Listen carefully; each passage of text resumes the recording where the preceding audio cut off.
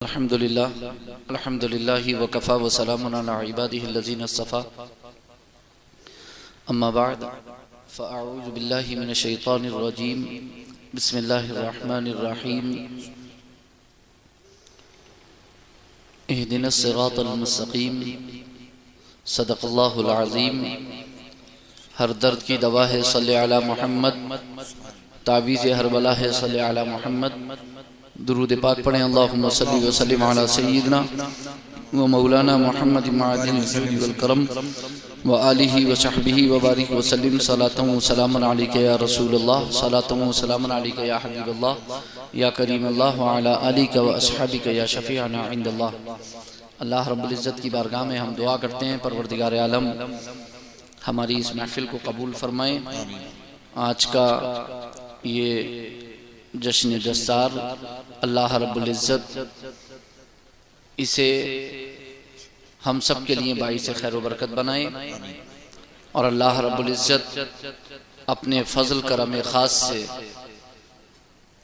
اس جامعہ فیض الاسلام کو اللہ رب العزت ترقی عطا فرمائے، اس کے فروغ اور استحکام کے لیے ہر سنی صحیح العقیدہ مسلمان کو کوشش اور کاوش کی توفیق رفیق عطا فرمائیں۔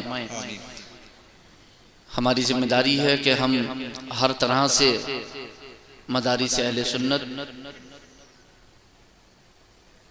کے فروغ اور استحکام کے لیے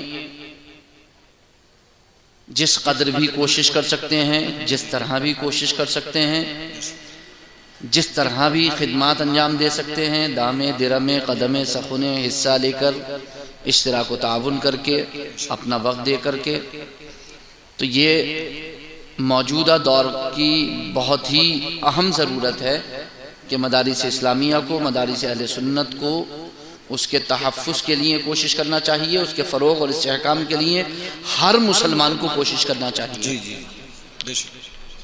مجھے پوری امید ہے انشاءاللہ العزیز آپ اور ہم سب کوشش کریں گے، اور الحمدللہ کوششیں دکھائی بھی دے رہی ہیں، اور حضرت علامہ مولانا طاہر القادری صاحب سلمہ المنان وحفظہ الرحمن طول اللہ عمرہ مع صحت والعافیت والسلامہ جو شب و روز آپ کے درمیان رہ کر کے دین و سنیت کے لیے اپنی خدمات پیش کرتے ہیں، الحمدللہ اللہ رب العزت حضرت کی خدمتوں کو قبول فرمائیں، ان کے تمام رفقائے کار، تمام ساتھیوں کی خدمات کو بھی قبول فرمائیں۔ اللہ رب العزت اس مدرسے کو بھی اور اس ادارے کو بھی دونوں کو ترقی عطا فرمائیں، خوب سے خوب تر اللہ رب العزت اس میں کامیابی اور کامرانی عطا فرمائیں، اور دین و دنیا کی کامیابی ہم سب کو نصیب فرمائیں۔ کچھ باتیں حضرت نے اشارہ کیا ہے کچھ باتوں کی طرف، میں کچھ دیر انشاءاللہ العزیز آپ سے گفتگو کروں گا، اور انشاءاللہ العزیز امید ہے کہ جب تک گفتگو اختتام کو پہنچے گی تو تلمیذ و خلیفہ ارشد و داماد حضور قاضی شرع مفتی اعظم جلارام پور حضرت علامہ مولانا مفتی سید مقیم الرحمن صاحب حفظہ اللہ ورعاہ انشاءاللہ العزیز پہنچ جائیں گے، اور ان کا بہترین خطاب آپ حضرات انشاءاللہ العزیز سنیں گے۔ اللہ رب العزت نے چاہا وہ یہیں پاس میں ہی ہیں، زیادہ دور نہیں ہیں، تو انشاءاللہ العزیز پہنچ جائیں گے اللہ نے چاہا تو، اور میں بھی کچھ دیر آپ سے گفتگو کروں گا، اور امید کروں گا کہ آپ میری گفتگو کو سنجیدگی سے سنیں گے۔ میں نے آپ سے ایک بات گزارش کی کہ مدارس اسلامیہ، مدارس اہل سنت کی بقا اور اس کا تحفظ موجودہ دور میں اہل اسلام کے لیے ایک اہم فریضہ ہے، مسلمانوں کے لیے ایک اہم فریضہ ہے۔ یہ چوکیاں ہیں، یہ کیا ہیں؟ یہ چوکیاں ہیں، اور جس شہر کی چوکیاں محفوظ نہیں رہ پاتی وہ شہر محفوظ نہیں رہ پاتا۔ جس شہر کی چوکیاں محفوظ نہیں رہ پاتی وہ شہر کبھی محفوظ نہیں رہ پاتا، وہی شہر محفوظ رہ پاتا ہے کہ جس کی چوکیاں مضبوط ہوتی ہیں۔ اور وہاں کے چوکیدار، وہاں کے محافظ نگہبان جو ہے وہ بیدار رہتے ہیں۔ تو الحمدللہ ثم الحمدللہ اہل سنت والجماعت ہمیشہ بیدار رہتے ہیں، اور یہی وجہ ہے کہ جب کبھی بھی دین و سنیت پر کوئی یلغار ہوتی ہے، کوئی حملہ ہوتا ہے، کہیں سے کوئی اٹیک ہوتا ہے، تو علماء اہل سنت والجماعت سب سے پہلے سینہ سپر ہو جاتے ہیں، اور الحمدللہ ثم الحمدللہ اپنے تن من دھن کی بازی لگا کر کے مکمل طور پر دین و سنیت کا دفاع کرتے ہیں۔ تو الحمدللہ ثم الحمدللہ ابھی پیچھے لاک ڈاؤن گزرا، آپ نے دیکھا مدارس اسلامیہ، مدارس اہل سنت والجماعت کو عظیم خسارہ اور نقصان ہوا۔ کچھ حضرات سے جب گفتگو ہوئی اس بارے میں، اس نقصان کے بارے میں، اس خسارے کے بارے میں، تو وہ کہنے لگے کہ بھائی مدرسے کو تو ہم دیتے ہی ہیں، مدرسے کو دے رہے ہیں، اور غریبوں، فقیروں، یتیموں، مسکینوں، بیواؤں کو بھی دینا چاہیے، اور ان کو زیادہ دینا چاہیے، ان کی زیادہ مدد کرنی چاہیے بنسبت مدارس کے۔ ایک صاحب نے ایسی بات کہی کہ بنسبت مدارس کے غریبوں، فقیروں، یتیموں، مسکینوں، بیواؤں کو زیادہ دینا چاہیے، ان کی مدد زیادہ کرنا چاہیے، نہ یہ کہ مدرسوں میں دینا چاہیے۔ تو میں نے ان سے ایک چھوٹی سی بات کہی، میں نے کہا کہ دو چیزیں آپ کے سامنے ہیں، ایک بادشاہ ہے، اور بادشاہ کے پاس دو چیزیں ہیں، ایک اس کی فوج اور ایک اس کی رعایا، ایک اس کی فوج اور ایک اس کی رعایا۔ وہ بادشاہ کبھی بھی عقل مند نہیں ہو سکتا کہ جو اپنی رعایا کا تو خیال رکھے اور فوج کو کمزور کر دے، اور وہ بادشاہ بھی عقل مند نہیں جو صرف فوج پر دھیان دے اور رعایا کا خیال نہ رکھے۔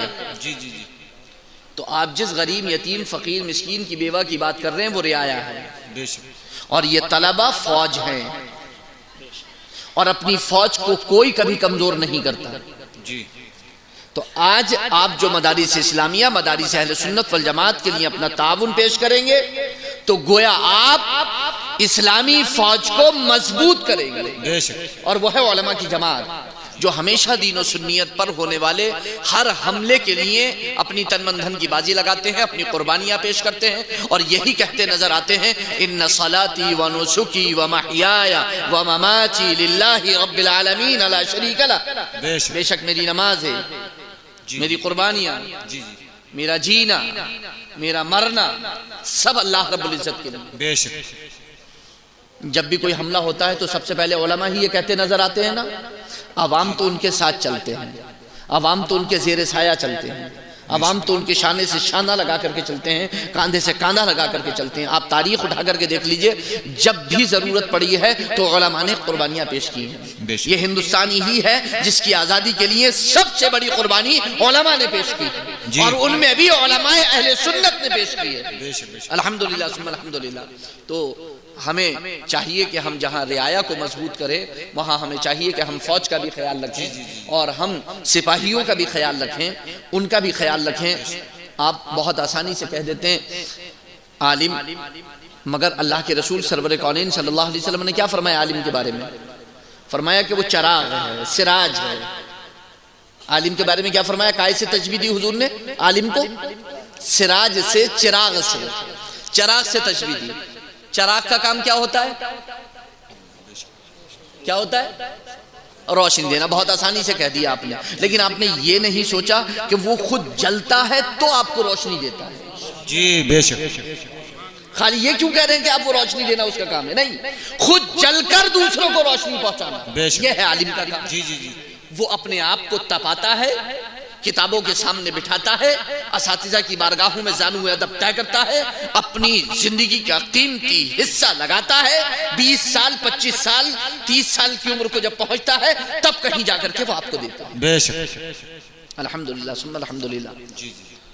تو آپ اس لیے علماء اہل سنت والجماعت کی قدر بہت زیادہ ضروری ہے، کیونکہ وہ آپ کے چراغ راہ ہیں۔ جی۔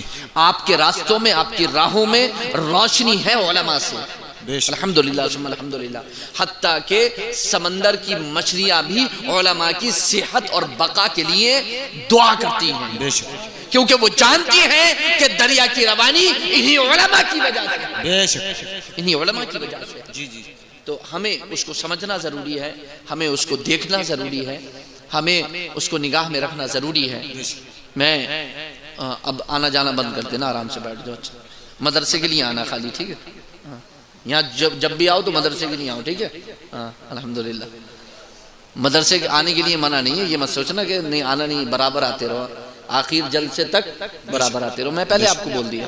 اللہ رب العزت قبول فرمائے, آپ سب کے جذبات کو قبول فرمائے, خوشیوں کو قبول فرمائے, اور اللہ رب العزت سب کو ہمت اور حوصلہ اور طاقت عطا فرمائے, اور سب کے میزان حسنات میں شامل فرمائے. اللہ رب العزت ایک ایک پائی کو, ایک ایک پیسے کو اللہ رب العزت اتنا بڑھا کر کے آپ کو ثواب عطا فرمائے کہ آپ کے گمان میں بھی نہ آئے. جی جی جی, آپ بے حساب اللہ رب العزت عطا فرمائے, کوئی حساب ہی نہ ہو. اللہ رب العزت بے حساب عطا فرمائے, اور بے شک وہ قادر ہے بے حساب عطا فرمانے.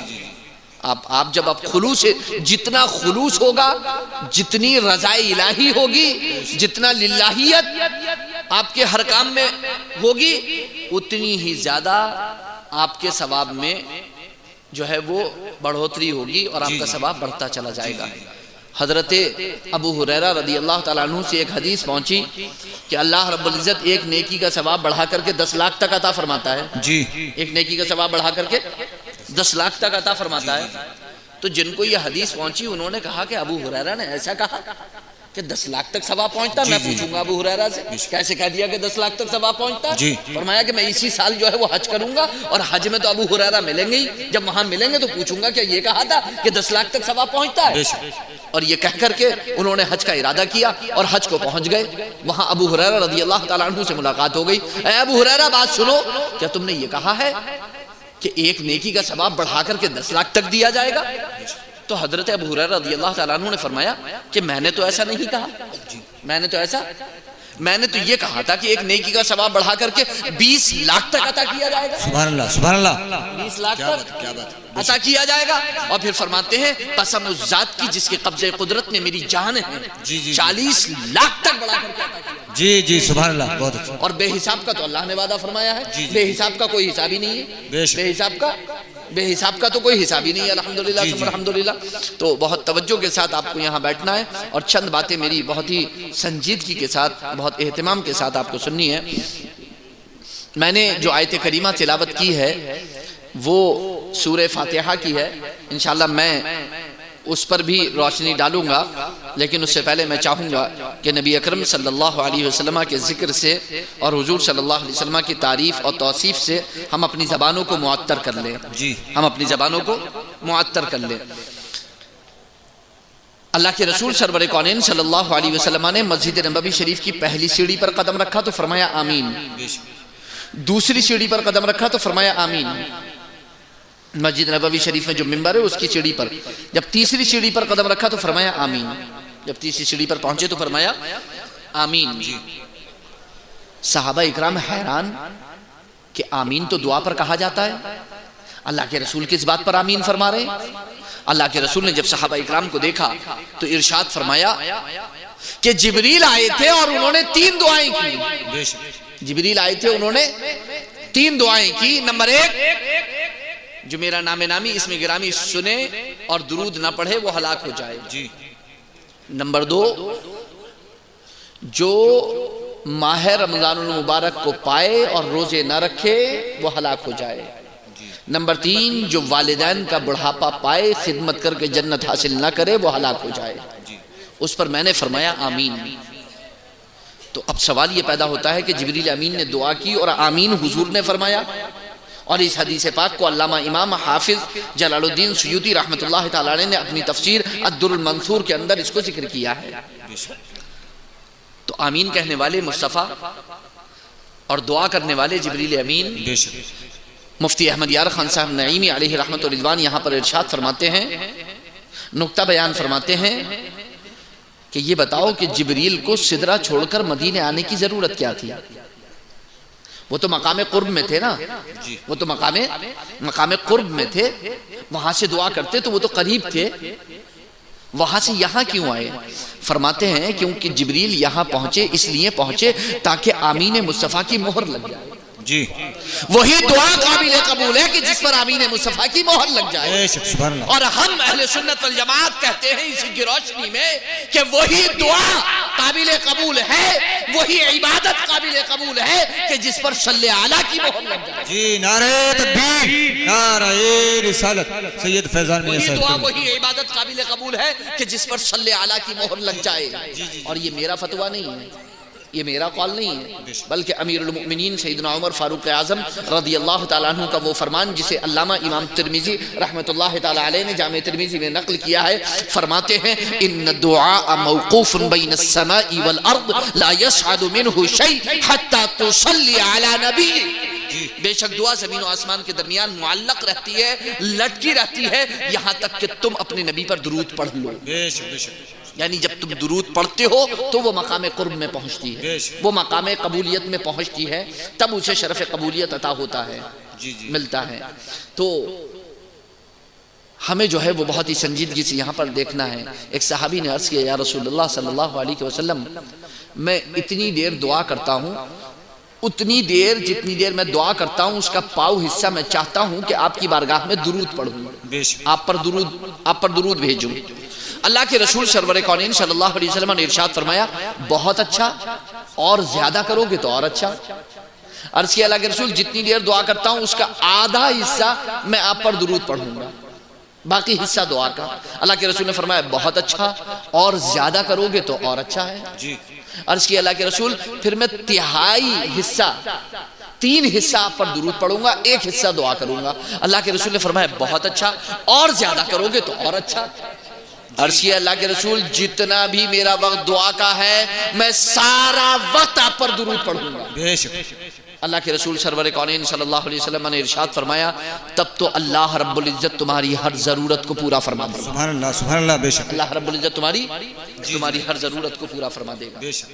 اللہ کے رسول سرور کونین صلی اللہ علیہ وسلم اس دنیا میں تشریف لائے 20 اپریل 571 عیسوی جیٹ سمت بکری صبح صادق کے وقت مکہ مکرمہ میں حضرت عبداللہ کے یہاں حضرت آمینہ رضی اللہ تعالی عنہ کے بطن مبارک سے سب جنت لباس پہن کر سرمگی آنکھوں کے ساتھ ختنہ شدہ سجدے کی حالت میں اللہ کے رسول اس دار گیتی میں جلوہ فرما ہوئے. اللہ کے رسول تشریف لائے پیر کے روز 12 ربیع الاول شریف, پیر کے روز 12 ربیع الاول شریف. یہاں پر بس اتنی سی میری گزارش کرنا چاہوں گا آپ سے کہ ہمارے چھوٹے چھوٹے بچے یہاں پر موجود ہیں, بڑے بھی موجود ہیں, آپ سب موجود ہیں, لیکن کبھی اتنا سوچ کے دیکھنا آپ کہ آپ نے اپنی زندگی میں 5 وقتہ نماز پڑھی ہے, بے شک پڑھی ہے, آپ نے قرآن کی تلاوت کی ہے, بے شک کی ہے, آپ نے حج بھی کیا ہے, بے شک کیا ہے, اور آپ نے جو ہے وہ علماء کی تقریریں بھی سنی ہیں, بے شک سنی ہیں, آپ نے یہ سب کچھ کیا ہے. لیکن کیا ایک بار بھی آپ نے یہ جاننے کی کوشش کی کہ ہمارے نبی صلی اللہ علیہ وسلم کی پیاری پیاری ادائیں کیا ہیں, ہمارے نبی صلی اللہ علیہ وسلم کے عادات کیا ہیں, اطوار کیا ہیں, فضائل کیا ہیں, خصائل کیا ہیں, شمائل کیا ہیں, خصائص کیا ہیں. آپ نے حدیث کی کتابیں موجود ہیں, قرآن کریم موجود ہے, لیکن علامہ امام ترمذی رحمۃ اللہ تعالی علیہ نے ایک کتاب لکھی الشمائل المحمدیہ کے نام سے, شمائل محمدیہ کے نام سے. کس نام سے لکھی؟ شمائل محمدیہ کے نام سے. اب اس کے اردو ترجمے ہو کر شمائل مصطفیٰ کے نام سے, خصائل مصطفیٰ کے نام سے, خصائص مصطفیٰ کے نام سے, بہت سارے ناموں سے مارکیٹ میں وہ کتاب اردو میں دستیاب ہے. لیکن اور بہت سارے علماء نے اس ٹاپک پر کتابیں لکھی ہیں. علامہ امام جلال الدین سیوطی رحمۃ اللہ تعالیٰ نے الخصائص الکبریٰ پوری لکھی ہے, بہت ہی اچھوتی اور نرالی کتاب ہے. لیکن میں یہاں پر صرف اتنی توجہ آپ کو دلانا چاہتا ہوں کہ امام ترمذی رحمۃ اللہ تعالیٰ اور دیگر علماء نے جو شمائل پر کتابیں لکھی ہیں اس میں بیان کیا کیا ہے؟ نماز کے بارے میں نہیں, روزے کے بارے میں نہیں, حج کے بارے میں نہیں, زکوٰۃ کے بارے میں نہیں, صدقات و خیرات کے بارے میں نہیں. پھر آخر انہوں نے اس کتاب میں بیان کیا کیا ہے, اور تمام کی تمام باتیں انہوں نے صحیح احادیث کریمہ سے بیان کی ہیں, صحابہ کرام سے بیان کی ہیں, ٹوٹل باتیں. حتیٰ کہ امام ترمذی کی کتاب میں 56 باب ہیں, 56 باب ہیں الگ الگ, آخر انہوں نے اس میں بیان کیا جب نماز، روزہ، حج، زکوٰۃ اس کے مسائل احکام بیان نہیں کیے تو پھر آخر کون سی باتیں ہوں گی جو انہوں نے اس میں ذکر کی؟ جی کچھ باتیں کوئی تو بات ہوگی نا، نماز، روزے، حج، زکوٰۃ سے وغیرہ سے، یہ جو اسلامی احکام ہیں، مسائل ہیں، ان سے ہٹ کر کچھ ایسی باتیں ہوں گی جو انہوں نے اپنی کتاب میں ذکر کی، جس کے لیے انہیں کتاب لکھنا پڑی۔ جی جی باقاعدہ اتنے بڑے امام بخاری کے شاگرد، صحاح ستہ کے امام، اتنے بڑے محدث، انہوں نے کتاب لکھی، کچھ تو اس میں بیان کیا ہوگا نا۔ جب نماز کا بیان نہیں ہے، روزے کا نہیں ہے، حج کا نہیں ہے، زکوٰۃ کا نہیں ہے، صدقات و خیرات کا نہیں ہے، نکاح، شادی بیاہ، طلاق کے مسائل نہیں ہیں، تو پھر کیا بیان کیا ہے انہوں نے؟ لکھا کیا ہے کتاب میں؟ تو جانتے ہو ان علماء نے اپنی کتابوں میں کیا لکھا ہے؟ انہوں نے نبی اکرم صلی اللہ علیہ وسلم کے فضائل، خصائل، شمائل کو بیان کیا ہے، عادات، اطوار کو بیان کیا ہے۔ مثلا نبی اکرم صلی اللہ علیہ وسلم کا چہرہ مبارک کیسا ہے، نبی اکرم صلی اللہ علیہ وسلم کے رخسار مبارک کیسے ہے، نبی اکرم صلی اللہ علیہ وسلم کی آنکھیں کیسی ہیں، نبی اکرم صلی اللہ علیہ وسلم کے لب مبارک کیسے ہیں، نبی اکرم صلی اللہ علیہ وسلم کی ناک مبارک کیسی ہے، نبی اکرم صلی اللہ علیہ وسلم کے کان مبارک کیسے ہیں، گلا کیسا ہے، گردن کیسی ہے، نبی اکرم صلی اللہ علیہ وسلم کا سر مبارک کیسا ہے، نبی اکرم صلی اللہ علیہ وسلم کے دست اقدس کیسے ہیں، نبی اکرم صلی اللہ علیہ وسلم کی انگلیاں کیسی ہیں، نبی اکرم صلی اللہ علیہ وسلم کی انگوٹھی کیسی ہے، نبی اکرم صلی اللہ علیہ وسلم کے شانے کیسے ہیں، نبی اکرم صلی اللہ علیہ وسلم کے پیٹھ اور پیٹ کیسا ہے، نبی اکرم صلی اللہ علیہ وسلم کے پائے مبارک کیسے ہیں، نبی اکرم صلی اللہ علیہ وسلم کی پاؤں کی انگلیاں کیسی ہیں، نبی اکرم صلی اللہ علیہ وسلم کے کھانے کا برتن کیسا ہے، نبی اکرم صلی اللہ علیہ وسلم کے پینے کا برتن کیسا ہے، نبی اکرم صلی اللہ علیہ وسلم کی سربے دانی کیسی ہے، نبی اکرم صلی اللہ علیہ وسلم کا قمیص مبارک کیسا ہے، نبی اکرم صلی اللہ علیہ وسلم کا تہبند کیسا ہے، نبی اکرم صلی اللہ علیہ وسلم کا امامہ کیسا ہے، نبی اکرم صلی اللہ علیہ وسلم کے سواری کیسی ہے، نبی اکرم صلی اللہ علیہ وسلم کے سواری پر رکھنے والی زین کیسی ہے، نبی اکرم صلی اللہ علیہ وسلم کی جائے نماز کیسی ہے، نبی اکرم صلی اللہ علیہ وسلم کی تلوار کیسی ہے، نبی اکرم صلی اللہ علیہ وسلم کے جو ہتھیار استعمال فرماتے ہیں وہ کیسے ہیں، نبی اکرم صلی اللہ علیہ وسلم مہمانوں سے کیسے ملتے، ملاقات کیسے کرتے، نبی اکرم صلی اللہ علیہ وسلم کا چہرہ چمکتا کیسا، نبی اکرم صلی اللہ علیہ وسلم کون سی خوشبو استعمال فرماتے، کیا کیا، ہر ایک چیز کو ان علماء نے صحیح احادیث کریمہ کی روشنی میں بیان کیا ہے۔ بے شک بے شک۔ کیا ان باتوں کا جاننا ہمارے لیے ضروری نہیں ہے؟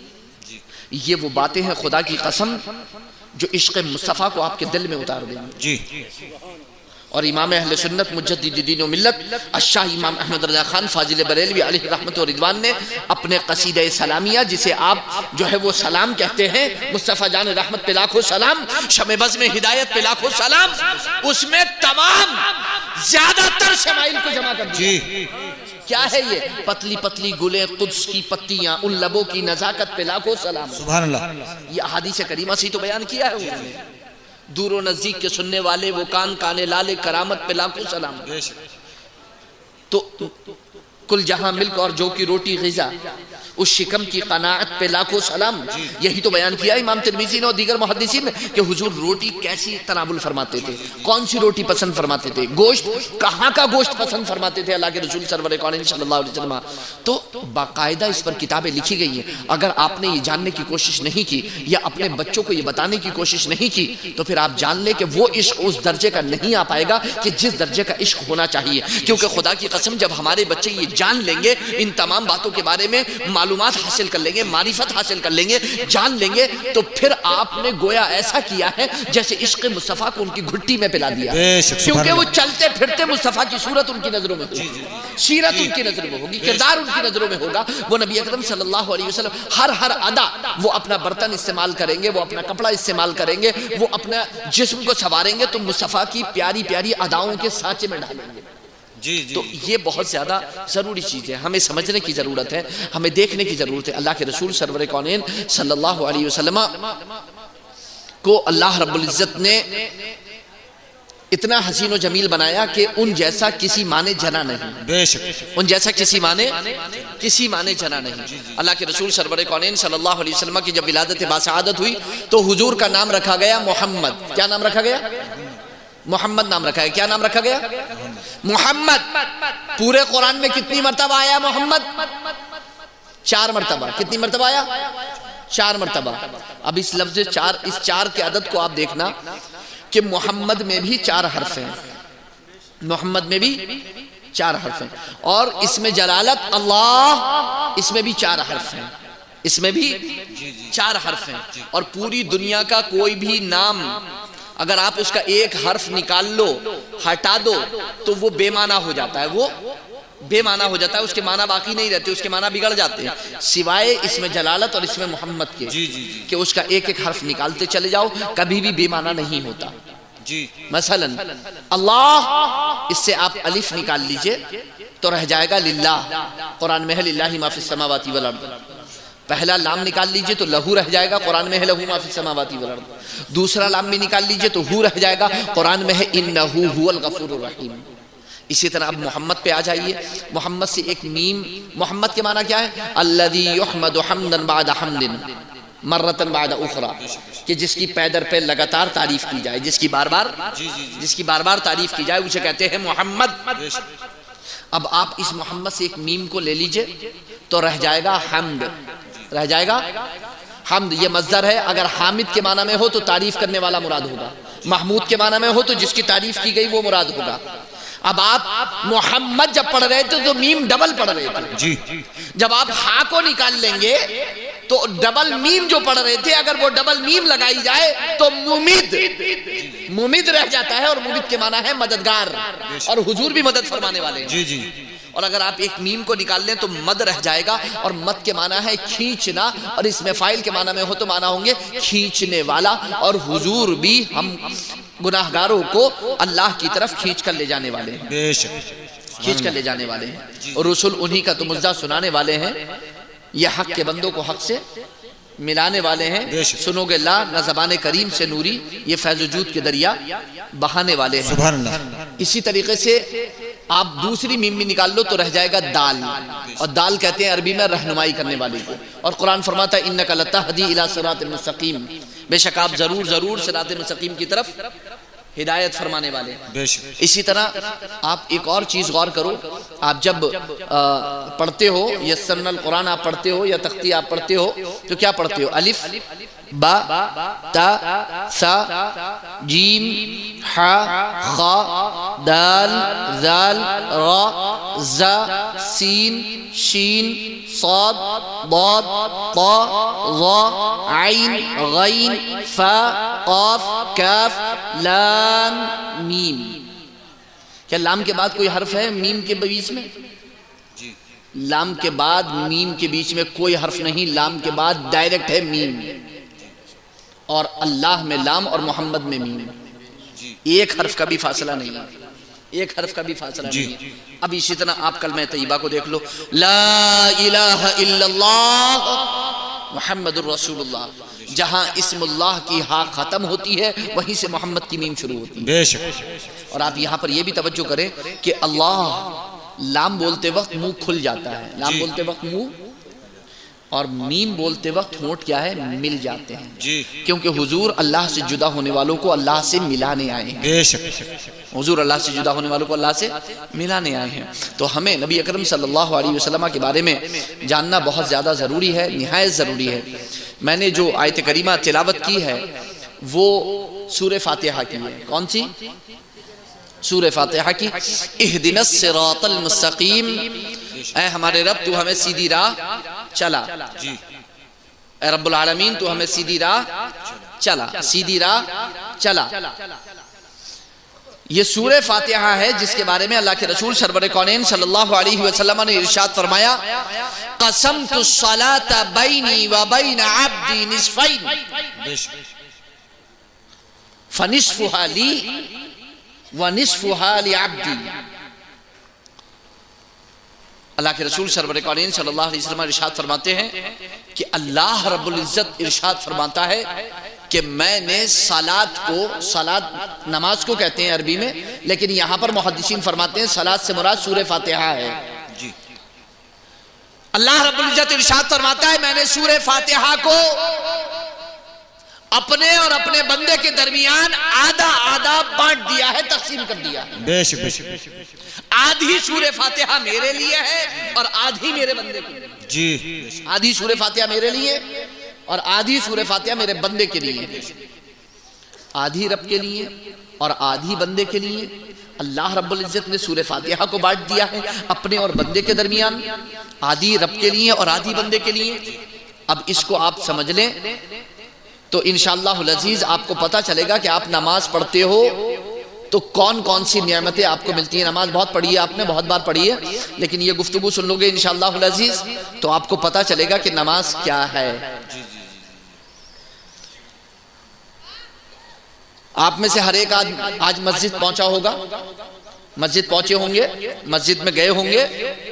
میں ایک چھوٹا سا سوال کروں گا آپ سے کہ کیا دماغ میں رکھ کر کے مسجد گئے تھے، کہاں جا رہے ہو؟ آپ یہ کہہ سکتے ہو کہ ہم جو ہے وہ نماز پڑھنے کے لیے جا رہے ہیں، عبادت کرنے کے لیے جا رہے ہیں، فرما برداری کے لیے جا رہے ہیں، مسجد جا رہے ہیں وغیرہ وغیرہ۔ لیکن ایک جملہ جو اس سے اوپر اٹھ کر کے آپ کو یاد رکھنا چاہیے وہ کیا ہے؟ رب سے ملاقات کے لیے جا رہے ہیں۔ جی سبحان اللہ۔ رب سے ملاقات کے لیے جا رہے ہیں، رب سے مناجات کے لیے جا رہے ہیں، سرگوشی کے لیے جا رہے ہیں، رب کا کلام سننے جا رہے ہیں، اپنی بات کہنے جا رہے ہیں۔ بے شک بے شک۔ آپ یہ سوچ کر کے چل دیے اور ایک نیت دل میں لے کر کے جا رہے ہیں، ایک نیت دل میں لے کر کے جا رہے ہیں۔ راستے میں اگر کوئی مسلمان ملے گا تو سلام کروں گا، مسجد میں پہنچ کر کوئی عالم ملے گا تو اس سے مسئلہ پوچھوں گا، کوئی کم علم والا مجھ سے ملے گا تو میں اگر مسئلہ جانتا ہوں تو اسے بتاؤں گا، کوئی بیمار ملے گا تو اس کی مزاج پرسی کروں گا، اس کے بارے میں پوچھوں گا، راستے میں کوئی تکلیف دہ چیز ہوگی تو اسے ہٹا دوں گا۔ ابھی ہر قدم پر ایک نیکی ملتی ہے آپ کو، ہر قدم پر ایک گناہ آپ کا معاف ہوتا اور ہر قدم پر ایک درجہ آپ کا بلند ہوتا۔ اب جب اتنی نیتیں کر کے چلیں گے تو آپ خود سمجھ لیجئے کہ ہر قدم پر کتنی نیکیاں ملیں گی آپ کو، کیونکہ جتنی نیت بڑھتی چلی جائے گی اتنی نیکیاں بڑھتی چلی جائیں گی، بے شک۔ جتنی نیت بڑھتی چلی جائے گی اتنی نیکیاں بڑھتی چلی جائیں گی۔ آپ گھر سے چلے تو آپ وضو کر کے چلے تھے یا یہ سوچ کے چلے تھے کہ وضو وہاں جا کر کے کروں گا مسجد میں؟ تو جو یہ سوچ کر چلا تھا کہ وضو مسجد میں جا کر کے چلوں گا، اور جو یہ سوچ کر کے چلا تھا کہ نہیں وضو گھر سے کر کے چلوں گا، فرق کیا ہے؟ وہ جب چلا گھر سے تو برکت ساتھ چلی کیونکہ حالت وضو میں تھا۔ جی جی۔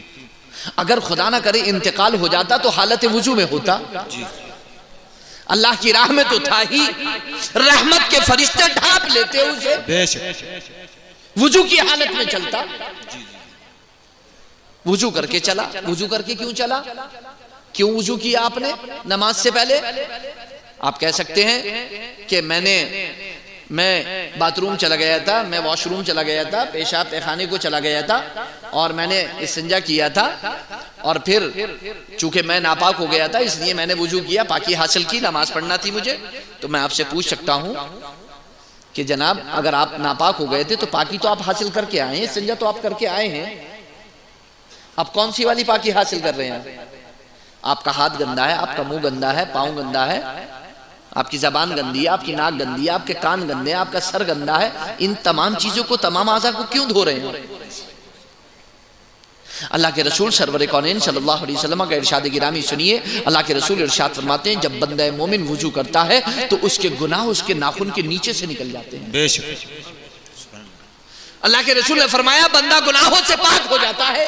بے شک۔ صحابہ نے عرض کیا رسول اللہ کیسے؟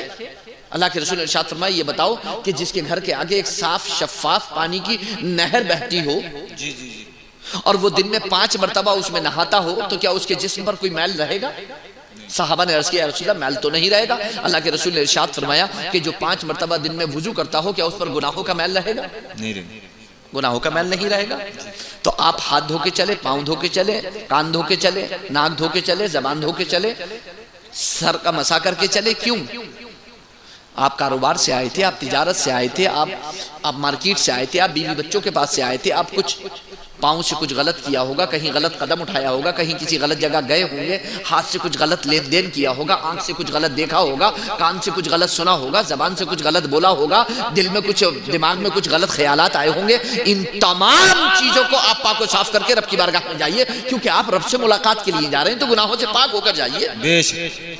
سبحان اللہ. آپ یہ کیوں سمجھ رہے ہیں کہ آپ اپنے والد کے گھر جا رہے ہیں، آپ اپنے ابا دادا کے گھر جا رہے ہیں، آپ رب کائنات کے گھر میں جا رہے ہیں، تو گناہوں سے پاک ہو کر کے جائیے. بے شک بے شک. اب تمام اعضاء کو گناہوں سے پاک کر لیجئے، اپنے ہاتھوں کو بھی پاک کر لیجئے، اپنی آنکھوں کو بھی پاک کر لیجئے، اپنے کانوں کو بھی پاک کر لیجئے، اپنی زبان کو بھی پاک کر لیجئے، اپنے دماغ کو بھی پاک کر لیجئے، اپنے دل کو بھی پاک کر لیجئے. تمام اعضاء کو پاک کرنے کے بعد پھر رب کائنات کی بارگاہ میں حاضر ہوئیے. سبحان اللہ. پھر رب کی بارگاہ میں حاضر ہوئیے. آپ پر خصوصی رحمتوں کی برکھا برسے گی، خصوصی بارش ہوگی رحمتوں کی، مغفرت ملے گی آپ کو.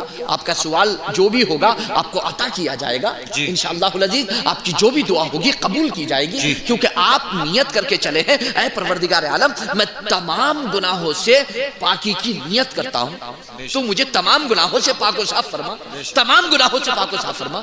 اب آپ چل دیے اپنے آپ کو، آپ نے گناہوں سے پاک و صاف کر لیا. اتنی دیر آپ نے زحمت کیوں کی کہ میں مسجد جاؤں گا وہاں جا کر کے اپنے آپ کو گناہوں سے پاک کروں گا؟ نہیں، آپ گھر سے چلے ہوتے نا پاکی حاصل کر کے، تب کتنا اچھا ہوتا. اب اس کے بعد مسجد پہنچ گئے آپ. جب مسجد پہنچے تو مسجد کے دروازے پر جب آپ پہنچے تو شاید آپ میں سے کسی کو یا اکثر کو یاد ہوگا کہ آج اس نے مسجد میں عشاء کی نماز میں جب مسجد میں قدم رکھا تو دایاں قدم رکھا تھا یا بایاں قدم رکھا تھا؟ یاد ہوگا، بہت سارے لوگوں کو یاد ہوگا. لیکن اگر میں یہ پوچھنا چاہوں کہ کیوں، تو آپ کہہ دو گے کہ سنت ہے، آپ کہہ دو گے کہ سنت ہے. مگر میں اگر آپ سے یہ کہنا چاہوں کہ اگر اس کے علاوہ بھی کچھ سوچ سکتے ہو تو سوچنے کی کوشش کرو.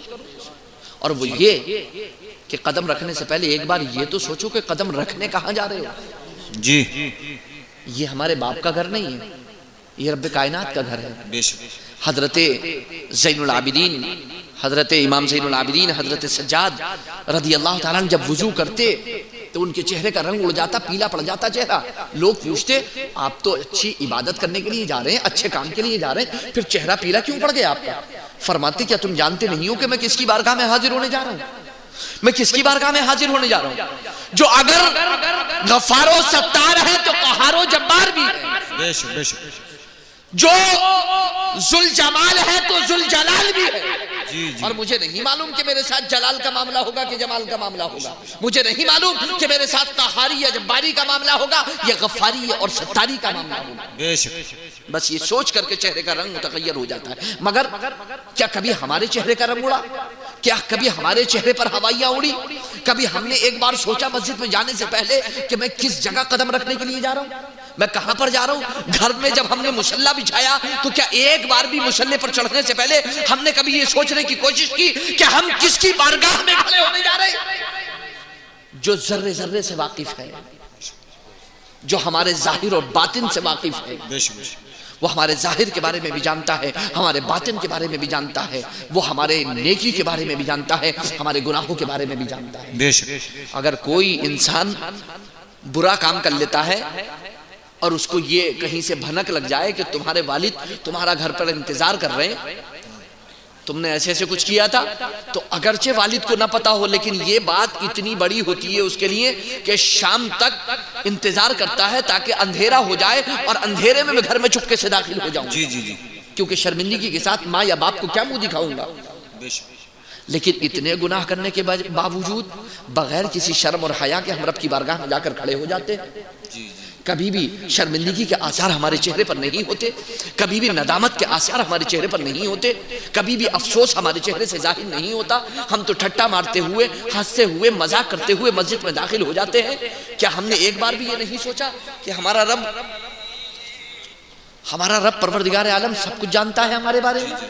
ایک بار تو سوچا ہوتا، ایک بار بھی سوچ لے تو ایسا نہیں ہوتا. اب آپ مسجد میں پہنچ گئے، مسجد میں جب آپ پہنچے، مسجد میں جب آپ داخل ہو گئے اور آپ نے داہنا قدم رکھ دیا اور آپ جا کر کے صف میں بیٹھ گئے اور اس کے بعد پھر تکبیر ہوئی، تو تکبیر جب تک ہوئی تو آپ کیا کر رہے تھے بیٹھے ہوئے؟ یا تو آپ اپنا حساب جوڑ رہے تھے، یا آپ اپنے کاروبار کے بارے میں سوچ رہے تھے، یا بیوی بچوں کے بارے میں سوچ رہے تھے، یا آپ دوسرے کسی کام کے بارے میں سوچ رہے تھے، یا پھر جو دل میں آ رہا تھا وہ پڑھ رہے تھے بیٹھے ہوئے.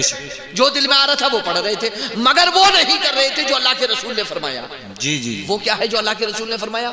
وہ یہ ہے کہ جب آپ مسجد میں بیٹھ جائیں، جا کر کے صف میں بیٹھ جائیں اور امام ابھی مصلی پر نہیں آیا ہے، یعنی ابھی نماز شروع نہیں کی ہے، تکبیر میں ابھی اقامت میں وقت باقی ہے تو اتنی دیر تک آپ 10 مرتبہ سبحان اللہ پڑھیں، 10 مرتبہ الحمدللہ پڑھیں، 10 مرتبہ اللہ اکبر پڑھیں، 10 مرتبہ لا الہ الا اللہ پڑھیں، 10 مرتبہ استغفر اللہ العظیم پڑھیں، 50 مرتبہ ہو گیا۔ اللہ کے رسول فرماتے ہیں جو 50 مرتبہ یہ پڑھ لے گا اللہ رب العزت اس کے تمام صغیرہ گناہوں کو معاف کر دے گا۔ بے شک سبحان اللہ سبحان اللہ۔ جتنے گناہ کر کے آئے ہو اللہ رب العزت اسے معاف فرما دے گا۔ جی کتنی دیر لگے گی اس 50 بار کو پڑھنے میں؟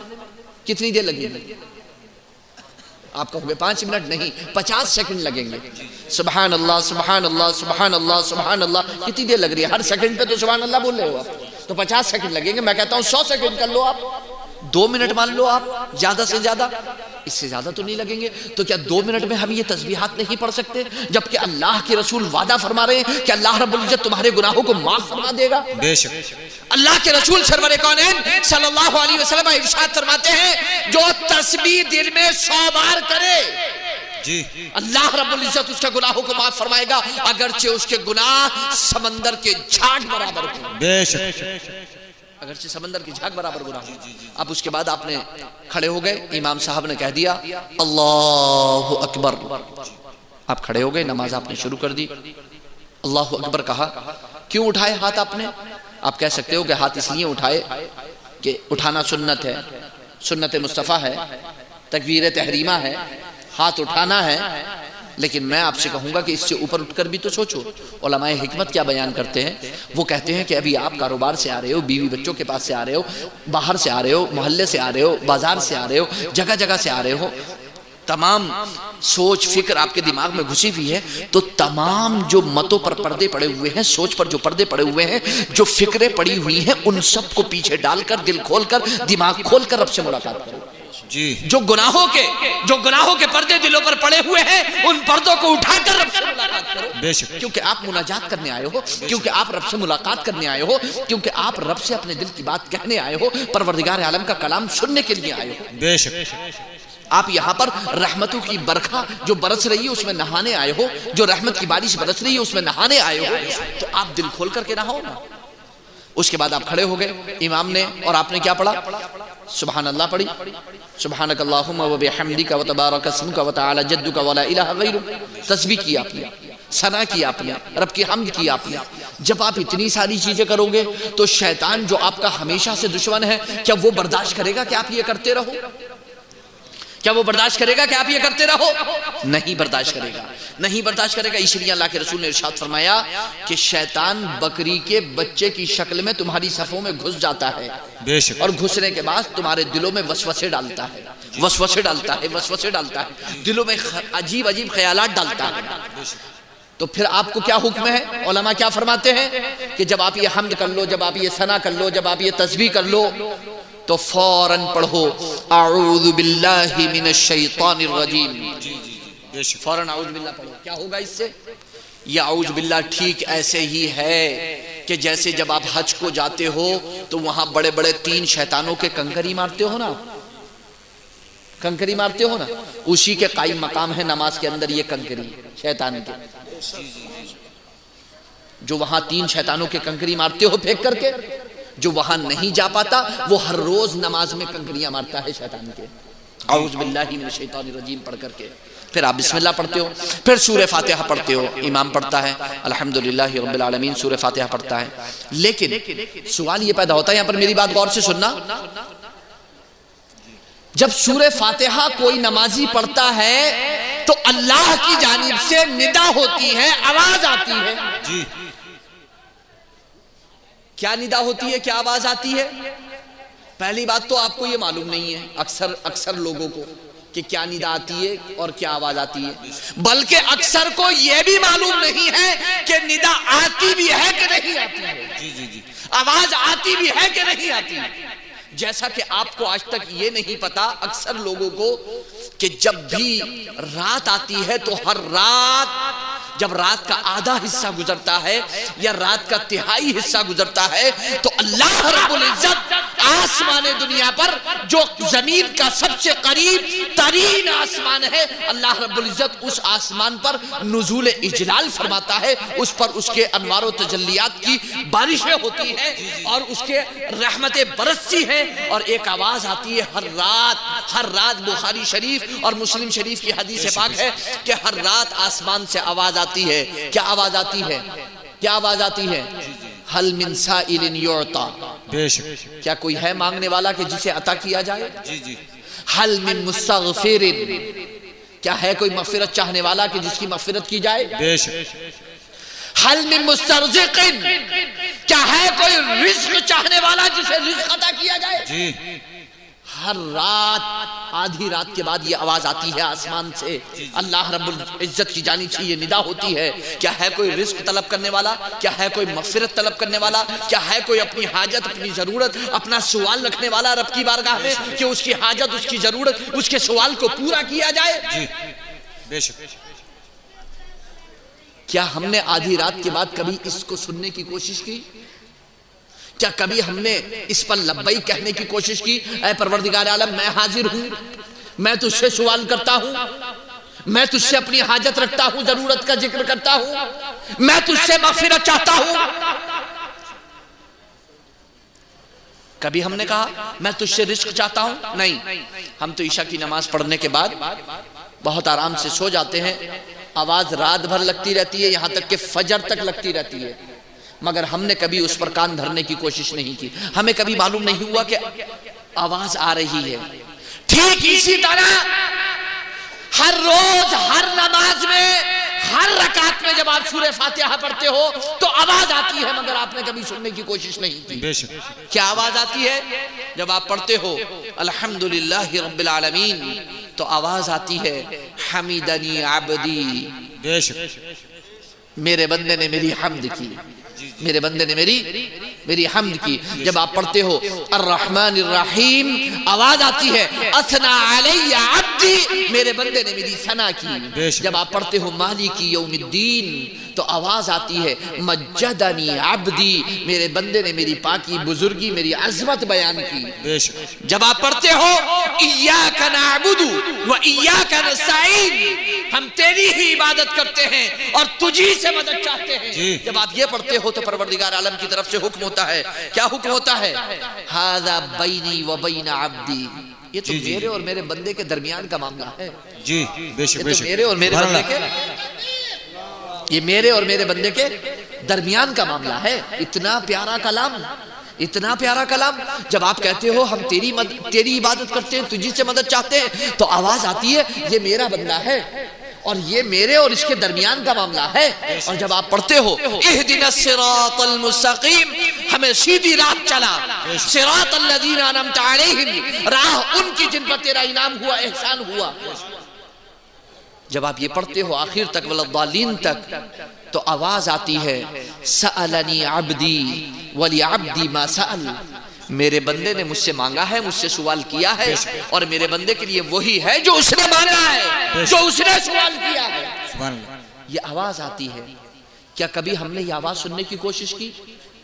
اور اس سے بھی پہلے میں آپ سے یہ پوچھنا چاہوں گا، رب کائنات کی اگر اجازت نہیں ہوتی تو کیا اس کے دربار میں حاضر ہو جاتے؟ اس کی اجازت کے بغیر خدا کی قسم اس کے دربار میں آپ حاضر نہیں ہو سکتے. کتنے لوگ ایسے ہیں کہ جنہیں اجازت ہی نہیں ملتی، ان کی 20 سال 40 سال کی عمریں گزر جاتی ہیں، انہیں کبھی مسجد میں بھٹکنے کی بھی جو ہے وہ اجازت نہیں ملتی، اس طرف سے گزرنے کی بھی اجازت نہیں ملتی کہ بھٹکتے ہوئے بھی ادھر کو پہنچ جائیں. کبھی ان کو مسجد کا منہ دیکھنے کی جو ہے وہ فرصت نہیں ملتی. وہ یہ سمجھتے ہیں کہ ہم بڑے اچھے ہیں. انہیں یہ سمجھنا چاہیے کہ رب کی نظر رحمت نہیں ہے ان کی طرف، نظر رحمت نہیں ہے ان کی طرف، انہیں اجازت نہیں مل رہی ہے دربار میں حاضری کی. اور وہ کتنا محروم اور بدقسمت ہے کہ جسے رب کی بارگاہ میں حاضری کی اجازت نہ ملے، جسے رب کی بارگاہ میں حاضر ہونے، اس کا کلام سننے، ان انوار و تجلیات کی بارشوں میں نہانے کی جو ہے وہ نہ ملے، موقع نہ ملے. دو چیزیں ہیں، دو مقام ہیں، ایک ہے مشاہدے کا مقام اور ایک ہے حاضری کا مقام. ایک ہے حاضری کہ آپ حاضر ہو گئے. میں آپ کو فون لگا کے دوں مسلم بھائی کا؟ مقیمہ سے بات کریں. درود پاک پڑھیں. اللہم صلی وسلم علی سیدنا مولانا محمد معدن الجود والکرم وآلہ وصحبہ وبارک وسلم. پوچھا گیا مل احسان یا رسول اللہ, یا رسول اللہ احسان کیا ہے؟ اللہ کے رسول نے ارشاد فرمایا ان تعبد اللہ کأنک تراہ فإن لم تکن تراہ فإنہ یراک. تم عبادت ایسے کرو جیسے تم رب کے انوار و تجلیات کا مشاہدہ کر رہے ہو. بے شک بے شک. یا کم سے کم اتنا تو جانو کہ تمہارا رب تم کو دیکھ رہا ہے. جی تمہارا رب تم کو دیکھ رہا ہے. تو ہمیں ضرورت اس بات کی ہے کہ ہم جو بھی عبادت کریں, دراصل آج کی نماز بھی جو ہے نا وہ ایک ڈیوٹی ہو گئی ہے. وہ ایک ڈیوٹی ہو گئی ہے. 5:30 بجے مسجد پہنچنا ہے. ہاں 5:30 بجے مسجد پہنچنا ہے. 5:35 پہ 40 منٹ پہ دکان پہ پہنچنا ہے. 5:30 پہ مسجد پہنچنا ہے اور 5:35 یا 40 منٹ پہ وعدہ ہے میرا کہ میں آ رہا ہوں, آپ بیٹھیے, میں بس 5 منٹ کا کام ہے نپٹا کے آتا ہوں. بس صرف 5 منٹ کا کام ہے, میں بس 5 منٹ میں نپٹا کے آیا. 5 منٹ کا کام ہے صرف, میں نپٹا کے آیا. جمعہ بس 20 منٹ لگیں گے, میں بس نپٹا کے آیا. خطبے کا ٹائم جاؤں گا, اس سے پہلے نہیں جاؤں گا, مجھے ٹائم نہیں ہے, فرصت نہیں ہے تقریر سننے کی, اور میرے پاس ٹائم نہیں ہے. میرا کاروبار ہے, میری تجارت ہے, میرا رزق ہے, کاروبار ہے, مجھے جانا ہے, میری ملاقات ہے یا مجھے شادی میں جانا ہے, میرے پاس ٹائم نہیں ہے, میں جاؤں گا. بس میں 20 منٹ میں بس واپس آیا, فوراً واپس آیا. اچھا فجر میں یہ بھی کہنے کا موقع نہیں ملتا, فجر میں یہ بھی کہنے کا موقع نہیں ملتا, کیونکہ اس ٹائم ہوش ہی نہیں ہوتا ہے, تو کہیں گے کہاں سے, اس ٹائم ہوش ہی نہیں ہوتا ہے. تو جو نماز ہے نا گویا وہ بھی ایک ڈیوٹی بن گئی ہے, وہ بھی ایک ڈیوٹی بن گئی ہے. وگرنہ کیا وجہ ہے کہ نماز کے بارے میں رب نے وعدہ فرمایا ہے کہ وہ بے حیائی اور بری باتوں سے روکتی ہے, اور ہم رکنے کے لیے تیار نہیں ہیں.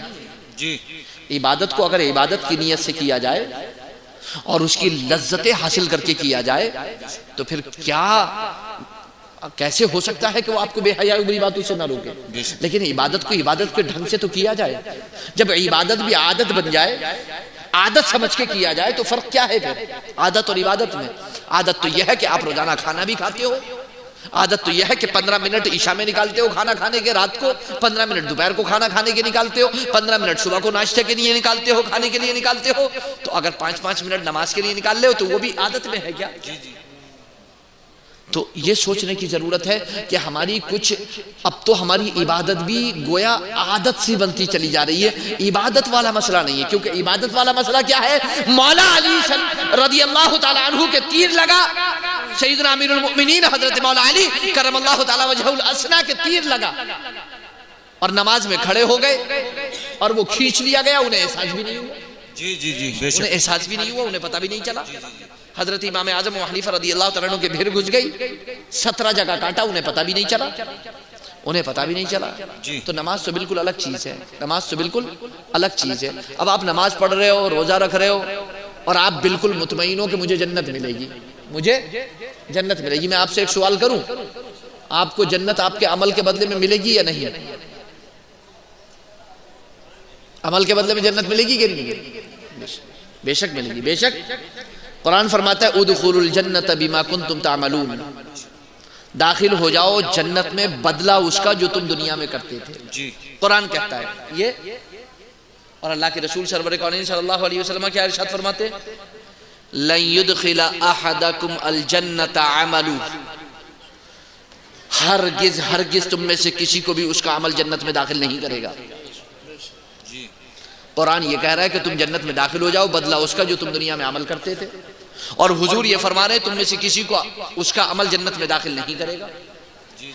پچھلی امت کے ایک شخص نے عبادت کی اور رب سے اجازت چاہی سجدے کی کہ مجھے ایک لمبے طویل سجدے کی اجازت مرحمت ہو. بے دیا عبادت, کوئی دکھاوا نہیں, کوئی دکھاوٹ نہیں. قیامت میں جب وہ پہنچے گا تو پروردگار عالم کا حکم ہوگا, ارشاد ہوگا کہ اس کو ہمارے فضل سے جنت میں داخل کر دو. تو وہ کہے گا پروردگار عالم تیرے فضل سے جنت میں جاؤں گا, میرے عمل کا کیا ہوگا, میرے عمل کا کیا ہوگا؟ میں نے تو اتنا لمبا سجدہ کیا ہے, میں نے تو اتنی عبادتیں کی ہیں, پھر میرے عمل کا کیا ہوگا؟ جب تیرے فضل سے جنت میں جانا ہے تو پھر عمل کا کیا؟ اللہ رب العزت کا ارشاد ہوگا کہ تمہیں اپنے عمل کے بدلے میں جنت میں جانا ہے, جنت تمہیں عمل کے بدلے میں چاہیے. تو پروردگار عالم ارشاد فرمائے گا کہ ٹھیک ہے, میزان عدل قائم کیا جائے, انصاف کا ترازو رکھا جائے. اور انصاف کا ترازو جب رکھا جائے گا تو پروردگار عالم کا حکم ہوگا کہ ایک پلے میں اس کی نیکیاں رکھ دو اور ایک پلے میں اس کی آنکھ کا وہ نور رکھ دو جو میں نے اس کی آنکھ میں رکھا ہے. بے شک. جب ایک پلے میں اس کی نیکیاں رکھی جائیں گی اور ایک پلے میں اس کی آنکھ کا نور رکھا جائے گا تو آنکھ کا نور والا پلہ بھاری ہو جائے گا، نیکیوں کا پلہ ہلکا پڑ جائے گا. پروردگار عالم کا ارشاد ہوگا کہ تیری ساری زندگی کا عمل میری ایک نعمت کا بدلہ نہیں ہو سکتا. جی جی جی بے شک. تو جنت میں کہاں سے داخل ہوگا؟ جی میری ایک نعمت کا بدلہ نہیں ہو سکتا، ایک نعمت کا بدلہ نہیں ہو سکتا. پروردگار عالم کا حکم ہوگا کہ انہیں جہنم میں لے کر کے جاؤ، تو وہ کہے گا پروردگار عالم مجھے اپنے عمل کے بدلے میں نہیں، تیرے فضل سے جنت چاہیے. تیرے تو جنت جناب رب کے فضل سے ملنے والی ہے. جی رب کے فضل سے ملنے والی ہے. اگر آپ کی نظر عمل پر ہے اور وہ عدل پر آ جائے تو عمل ہمارے اس قابل نہیں ہے کہ ہمیں جنت میں لے جا سکے. بہت کمیاں ہیں ہمارے اعمال میں. ہم تو رب کا شکریہ ادا نہیں کر پاتے، اس کی نعمتوں کا شکریہ ادا نہیں کر پاتے. آج کی ہماری یہ محفل جو جشن دستار حفظ سے منسوب ہے، اس جامعہ فیض الاسلام سے الحمدللہ ثم الحمدللہ آج یہ حفاظ یہاں پر موجود ہیں. آپ دیکھیں گے انشاءاللہ العزیز ان کی جشن دستار آپ دیکھیں گے اپنی آنکھوں سے انشاءاللہ العزیز. اللہ رب العزت ان کے والدین کو لباس کرامت عطا فرمائے، تاج کرامت عطا فرمائے اللہ رب العزت. اور بے شک قرآن کریم قیامت کے روز اپنے پڑھنے والے کے لیے پروردگار عالم کی بارگاہ میں سفارش کرے گا، شفاعت کرے گا اور کہے گا اے پروردگار عالم یہ میرا پڑھنے والا ہے، یہ مجھے پڑھتا تھا، تو اسے لباس کرامت عطا فرما، تو اسے تاج کرامت عطا فرما. تو اسے لباس کرامت و تاج کرامت عطا فرمایا جائے گا قرآن کی سفارش پر، قرآن کی سفارش پر. اور قرآن کریم کس لیے نازل ہوا ہے؟ قرآن کریم کس لیے نازل ہوا ہے؟ کس لیے نازل ہوا ہے؟ پڑھنے کے لیے، سمجھنے کے لیے، عمل کرنے کے لیے اور دوسروں تک اس پیغام کو پہنچانے کے لیے. لیکن سوال یہ پیدا ہوتا ہے کہ عمل کرنا، اس کو سمجھنا تو بہت دور کی بات، ہم اس کو پڑھتے کتنا ہے؟ دن میں کتنی بار پڑھتے ہیں ہم؟ یہ بچے حافظ قرآن ہو گئے. میں آپ سے پوچھنا چاہتا ہوں کہ آپ پورے حافظ قرآن نہیں ہو سکتے.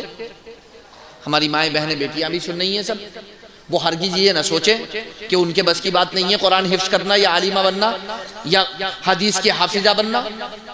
انہیں اپنی ماؤں کو دیکھنا چاہیے. ام المؤمنین سیدتنا عائشہ عفیفہ صدیقہ رضی اللہ تعالیٰ عنہ کو 2210 حدیث کی حافظہ تھی. 2210 احادیث کریمہ انہیں جو ہے وہ اللہ کے رسول سے انہوں نے روایت کی ہے. اس کے علاوہ نہ جانے کتنی ہوں گی، روایت ہے 2210. جی اور یہ 2210 جو انہوں نے حدیثیں روایت کی ہیں، ان 2210 حدیثوں کو 300 راویوں نے روایت کیا صحابہ اور تابعین نے. بے شک. اور ان 300 میں 67 عورتیں ہیں. ان 300 میں 67 عورتیں ہیں جنہوں نے حدیث کو روایت کیا ہے. 67 عورتیں ہیں. اسی طرح حضرت ام سلمہ رضی اللہ تعالیٰ عنہ، ان سے بھی بہت ساری، ان سے تقریباً 100 راویوں نے روایت کی ہے اور ان 100 میں سے 23 عورتیں ہیں. تو انہیں سمجھنا چاہیے کہ دین کا ایک بڑا اور عظیم ذخیرہ خواتین اسلام کے ذریعے سے یہاں تک پہنچا ہے. جی امہات المؤمنین کے ذریعے سے یہاں تک پہنچا ہے. تو کتنی عظیم خدمات ہیں ان کی. تاریخ کے حوالے سے، تاریخ کے جھروکوں سے دیکھنا چاہیے.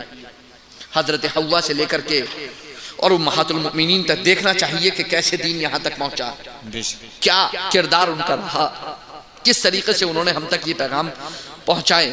میں آپ سے نہیں کہتا کہ آپ پورے قرآن کے حافظ ہو جاؤ، کیونکہ آپ کو اپنا کاروبار چھوڑنا پڑے گا، آپ کو اپنی تجارت چھوڑنا پڑے گی، آپ کو اپنے بیوی بچوں سے تھوڑا الگ ہونا پڑے گا، آپ دیکھ بھال نہیں کر پاؤ گے صحیح سے، کیونکہ جب پورے قرآن کے حافظ ہوگے تو آپ کو بہت وقت دینا پڑے گا. لیکن میں اتنا ضرور کہوں گا آپ سے کہ قرآن کی 6666 آیتیں، ان 6666 آیتوں میں 540 آیات وہ ہیں جن میں مسائل بیان کیے گئے ہیں، احکام بیان کیے گئے ہیں. بے شک 540 آیتیں، سال میں 365 دن. کیا آپ ایک آیت روز حفظ کر سکتے ہو؟ الحمدللہ کر سکتے ہو. یہ مت کہنا کہ نہیں کر سکتے. کیونکہ الحمدللہ جب ہم 3 وقت کھا سکتے ہیں تو ایک آیت بھی یاد کر سکتے ہیں. جب ہم 3 وقت کھانا پیٹ بھر کے کھا سکتے ہیں تو ہم ایک آیت بھی روزانہ یاد کر سکتے ہیں، مگر یاد نہیں کر پاتے. جبکہ ہم دیکھتے ہیں کہ ہمارے گھر کا 5 سال کا، 6 سال کا اور 8 سال کا بچہ ایک صفحہ یاد کر لیتا ہے روزانہ کا. تو آپ مجھ سے یہ نہیں کہہ سکتے کہ ہم یاد نہیں کر سکتے، کیونکہ میں آپ کے بچے کو پیش کر دوں گا آپ کے سامنے کہ یہ ہے آپ کا 10 سال کا بچہ اور آپ 40 سال کے. الحمدللہ آپ کا حافظہ بھی اچھا، آپ کی یادداشت بھی اچھی، آپ کے اندر طاقت بھی اس سے زیادہ، تو آپ کر سکتے ہو. تو بے شک آپ اگر ایک صفحہ نہیں کر سکتے، ایک آیت تو روز کر سکتے ہو. چلو یہ بھی نہیں کر سکتے کہ 540 آیات 540 دن میں آپ یاد کرو. حالانکہ آپ 20 سال کی عمر میں 20 سال میں تو کم سے کم 540 آیت یاد کر سکتے ہو. اتنا تو آپ کر سکتے ہو کہ 20 سال میں جا کے چاہیں یاد ہو آپ کو، لیکن 540 آیتیں تو آپ کو یاد ہو سکتی ہیں. ایک آیت کو آپ 1 دن میں یاد مت کرو، 2 دن میں یاد کرو، 4 دن میں یاد کرو، 5 دن میں یاد کرو. ارے کم سے کم 50 آیتیں آخری سانس تک تو یاد کر سکتے ہیں. 50 آیتوں کے حافظ ہو جاؤ گے، کیا کم بڑی بات ہے. اور ان سے مسائل کتنے آئیں گے آپ کو یہ تو جانو پہلے آپ، کیونکہ ان کا ترجمہ بھی آپ روزانہ سنو گے. لیکن اگر آپ اتنا بھی نہیں کر سکتے کہ آپ اتنی آیات کو یاد کرو، تو کم سے کم اتنا تو کر سکتے ہو. اپنی عمر کو مت دیکھو، 40 سال کو 60 سال کو مت دیکھو، لیکن کم سے کم اتنا تو کر سکتے ہو کہ حضرت کے پاس آ کر کے یہ کہو کہ حضرت آپ ہمیں جو ہے وہ جو 540 آیات جن میں مسائل بیان کیے گئے، احکام بیان کیے گئے، وہ سی والی آیتیں ہمیں ایک آیت روزانہ پڑھ کے سنا دیا کریے. جی اگر ہر نماز کے بعد بھی ایک آیت کا ترجمہ سنو گے تو دن میں 5 آیتیں ہو گئی. لیکن چلو دن میں 5 آیتیں نہیں، صرف ایک ہی آیت، کسی ایک نماز میں ایک آیت کا ترجمہ، اور اس کے تحت کیا مسئلہ نکل رہا ہے وہ اگر آپ زندگی بھر اسے ریپیٹ کرتے رہو تو میں سمجھتا ہوں کہ 60 سال کی زندگی میں کئی مرتبہ ریپیٹ ہو جائیں گی یہ 540 آیتیں. پھر کیسے ہو سکتا ہے کہ آپ کو حلال اور حرام کی تمیز نہ رہے. ابھی حضرت نے اشارہ کیا کہ کس طریقے سے جو ہے وہ حرام کام کیے جا رہے ہیں، کس طریقے سے رقص و سرور کی محفلیں سجائی جا رہی ہیں، ناچ گانا کیا جا رہا ہے، تماشا کیا جا رہا ہے. اس کے لیے میں ایک مثال پیش کرتا ہوں کہ اللہ کے رسول سرور کونین صلی اللہ علیہ وسلم کی بارگاہ میں ایک شخص آئے. انہوں نے کہا یا رسول اللہ میں سب کچھ چھوڑ سکتا ہوں لیکن میں زنا نہیں چھوڑ سکتا، میں وہ نہیں چھوڑ سکتا. اللہ کے رسول صلی اللہ علیہ وسلم نے صحابہ نے غصہ کیا، لیکن اللہ کے رسول نے بڑی حکمت سے، کیونکہ اللہ کے رسول جو پیغام دیتے وہ بہت ہی بے مثال ہوتا اور وہ جو سمجھانے کا طریقہ ہوتا وہ بالکل الگ ہوتا. اللہ کے رسول نے ان کو پاس بٹھا لیا، فرمایا کہ نہیں غصہ مت کرو ان کے اوپر، آگے آ جاؤ، آگے آ جاؤ، آگے آ جاؤ، بیٹھ جاؤ. اللہ کے رسول نے فرمایا کہ جس کام کی تم بات کر رہے ہو کیا تم اپنی ماں کے ساتھ وہ کام پسند کرو گے؟ کیا تم اپنی بہن کے ساتھ وہ کام پسند کرو گے؟ اس نے کہا یا رسول اللہ میں اپنی ماں کے ساتھ یہ کام کیسے پسند کر سکتا ہوں؟ فرمایا اپنی بہن کے ساتھ وہ کام پسند کرو گے؟ انہوں نے کہا اللہ کے رسول میں اپنی بہن کے ساتھ یہ کام کیسے پسند کر سکتا ہوں؟ اللہ کے رسول نے فرمایا تم اپنی پھپھو کے ساتھ وہ کام پسند کرو گے، اپنی خالہ کے ساتھ یہ کام پسند کرو گے؟ ہر بار وہ کہتے رہے یا رسول اللہ میں کیسے اپنی ماں بہن بیٹی اور پھپھو کے ساتھ یا خالہ کے ساتھ یہ کام پسند کر سکتا ہوں؟ اللہ کے رسول نے فرمایا جیسے تم پسند نہیں کرتے ہو ویسے دوسرے لوگ بھی پسند نہیں کرتے. اب میں یہاں پر کہتا ہوں کیا ناچ گانا آپ اپنی بیٹی کے ساتھ پسند کرو گے؟ کیا آپ اپنی بہن کے ساتھ پسند کرو گے؟ کیا آپ اپنی بیٹی کے ساتھ پسند کرو گے؟ کیا آپ اپنی ماں کے ساتھ وہی چیز پسند کرو گے جو آپ وہاں پر دیکھ رہے ہو؟ خدا کی قسم نہیں پسند کرو گے تو دوسرے کی بہن بیٹی کے ساتھ کیسے پسند کر رہے ہو آپ اس چیز کو؟ جی میں حدیث پاک کی روشنی میں بول رہا ہوں، بالکل ایک دم بے شک ذرا سا بھی ہٹا ہوا نہیں ہے مسئلہ. جی جی جی بے شک ہلکا سا بھی ہٹا ہوا نہیں ہے بے شک. کیونکہ اسے بھی آپ یہ مت سمجھنا کہ یہ زنا نہیں ہے، یہ بھی زنا کے مترادف ہے بے شک. یہ ناچ گانا کروانا بھی زنا کے مترادف ہے. آنکھ کا بھی زنا ہوتا ہے، ہاتھ کا بھی زنا ہوتا ہے، کان کا بھی زنا ہوتا ہے، قدموں کا بھی زنا ہوتا ہے. کیا آپ پسند کرو گے؟ جو پسند کرتا ہے وہ کرائے. جی جو اپنی ماں بہن بیٹی کے ساتھ یہ پسند کرتا ہے وہ کرائے، کیونکہ اللہ کے رسول نے اس سے فرمایا اس شخص سے کیا تم اپنی ماں بہن بیٹی کے ساتھ پسند کرو گے؟ اس نے کہا نہیں یا رسول اللہ. پھر کیا تھا؟ اس نے کہا کہ اللہ کے رسول میں وعدہ کرتا ہوں کہ میں یہ کام کبھی نہیں کروں گا. بے شک. اب اگر اسے منع کیا جاتا کہ تم مت کرو تو وہ بکھرتا. تو سوچنے کی بات یہ ہے کہ بہت آسانی سے ہم یہ کام کر لیتے ہیں، لیکن سوال یہ پیدا ہوتا ہے کہ جس آدھے لباس میں، جس ننگے لباس میں، جس گندے لباس میں ہم دوسرے کی بہن بیٹی کو دیکھنا پسند کرتے ہیں، کہ اپنی بہن بیٹی کو دیکھنا پسند کرے گی؟ ہرگز نہیں، ہرگز نہیں۔ بے شک۔ پھر کیسے ہو سکتا ہے کہ ہم اپنے لیے تو پسند نہ کریں، اپنے گھر والوں کے لیے تو وہ بات پسند نہ کریں، اور دوسروں کو شوقیہ ہم یہ بات کریں؟ ایسا کیسے ہو سکتا ہے؟ خدا کی قسم یہ مسلمان کا کام نہیں ہے، بے شک۔ یہ مومن کا کام نہیں ہے۔ جی جی جی۔ کہاں گئی ہماری غیرت ایمانی؟ کہاں گئی شرم خدا، شرم نبی؟ کہاں گئی حیا ہماری؟ کوئی شرم نہیں رہی، کوئی حیا نہیں رہی، کوئی پاس لحاظ نہیں رہا۔ کیا قیامت میں رب کو منہ نہیں دکھانا ہے؟ کیا رسول اللہ کی بارگاہ میں حاضر نہیں ہونا ہے؟ کیا حضور کی شفاعت نہیں چاہیے؟ کیا حضور کے دست اقدس سے حوض کوثر سے جام نہیں چاہیے؟ یاد کرو اس حدیث پاک کو کہ جب اللہ کے رسول فرماتے ہیں میں حوض کوثر پر جام پلاتا ہوں گا، جی جی سبحان اللہ، میں حوض کوثر پر جام پلاتا ہوں گا، کچھ لوگ آئیں گے، میں ان کو جام پلانے کے لیے بڑھوں گا، فرشتے آئیں گے اور ان کا ہاتھ تھام کے انہیں گھسیٹ کے واپس لے کے جائیں گے حوض کوثر سے، تو میں کہوں گا ہاؤلائی امتی، ہاؤلائی امتی، ہاؤلائی امتی، یہ تو میرے امتی ہیں، یہ تو میرے امتی ہیں، یہ تو میرے امتی ہیں۔ تو فرشتے کہیں گے یا رسول اللہ اما تدری ماذا احدثوا بعدک، یا رسول اللہ کیا آپ نہیں جانتے کہ آپ کے تشریف لے جانے کے بعد کیسی کیسی خرافات انہوں نے نکالی تھی، کیسی کیسی خرافات انہوں نے نکالی تھی، کیسی کیسی بدعات انہوں نے نکالی تھی، کیسی کیسے غلط رسم و رواج انہوں نے قائم کیے تھے۔ تب اللہ کے رسول ارشاد فرمائیں گے سحقن سحقن سحقن سحقن، اے بعدن بعدن بعدن بعدن، انہیں دور لے کے جاؤ، انہیں دور لے کے جاؤ، انہیں دور لے کے جاؤ، انہیں دور لے کے جاؤ، یہاں سے ہٹاؤ ان کو۔ جی جی بے شک۔ اب کیا اس دن کا انتظار ہے؟ کیا قیامت کے اس دن کے اس رسوائی کا انتظار ہے کیا؟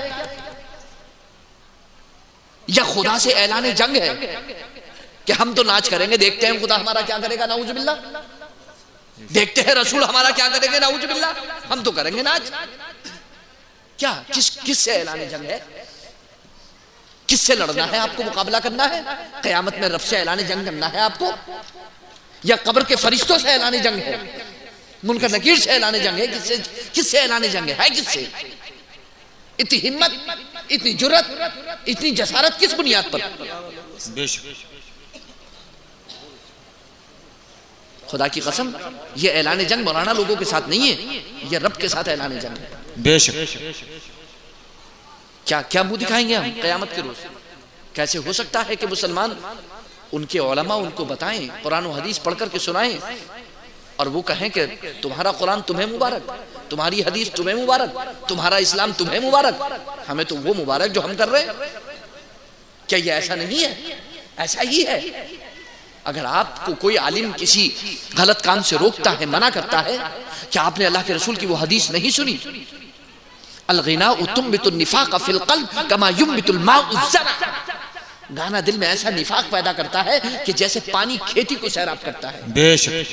کیا آپ کو وہ حدیث پاک، یہ حدیث پاک علامہ امام نصفی نے تفسیر نصفی میں ذکر کی ہے، ایک اور حدیث پاک جو علامہ امام نصفی نے تفسیر نصفی میں ذکر کی ہے، وہ کیا ہے؟ اللہ کے رسول ارشاد فرماتے ہیں کہ جب بندہ مومن گانے کی آواز کے ساتھ اپنی آواز کو بلند کرتا ہے، اللہ رب العزت اس کے سر پر ایک شیطان کو مسلط کر دیتا ہے، جو شیطان اپنے پاؤں سے اس کے سر پر اس وقت تک مارتا رہتا ہے جب تک کہ وہ بندہ اپنی آواز کو بند نہیں کر لیتا۔ اور گانا گانے والا اور گانا سننے والا دونوں برابر ہیں۔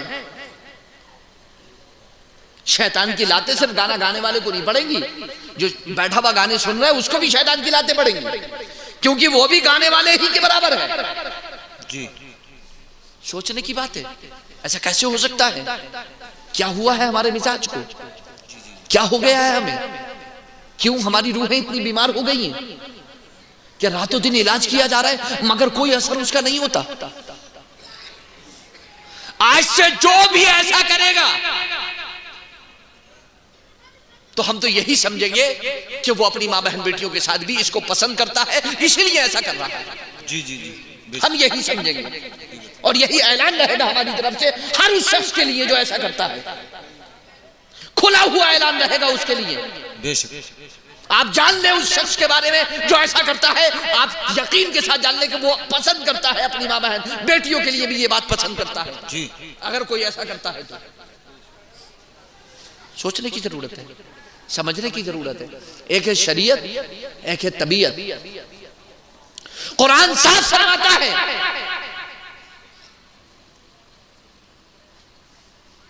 فَأَمَّا مَنْ طَغَى وَآثَرَ الْحَيَاةَ الدُّنْيَا فَإِنَّ الْجَحِيمَ هِيَ الْمَأْوَى وَأَمَّا مَنْ خَافَ مَقَامَ رَبِّهِ وَنَهَى النَّفْسَ عَنِ الْهَوَى فَإِنَّ الْجَنَّةَ هِيَ الْمَأْوَى۔ بے شک جس نے سرکشی کی، فَأَمَّا مَنْ طَغَى، جس نے سرکشی کی اور دنیاوی زندگی کو اخروی زندگی پر ترجیح دی، دنیا کو آخرت پر ترجیح دی، تو بے شک اس کا ٹھکانہ جہنم ہے۔ جی بے شک۔ وَأَمَّا مَنْ خَافَ مَقَامَ رَبِّهِ، اور رہا وہ شخص جس نے قیامت کے دن اپنے رب کے سامنے کھڑے ہونے کا خوف کیا کہ مجھے اپنے رب کے سامنے کھڑا ہونا ہے، قیامت میں رب کی بارگاہ میں حاضر ہونا ہے، پیش ہونا ہے رب کے سامنے۔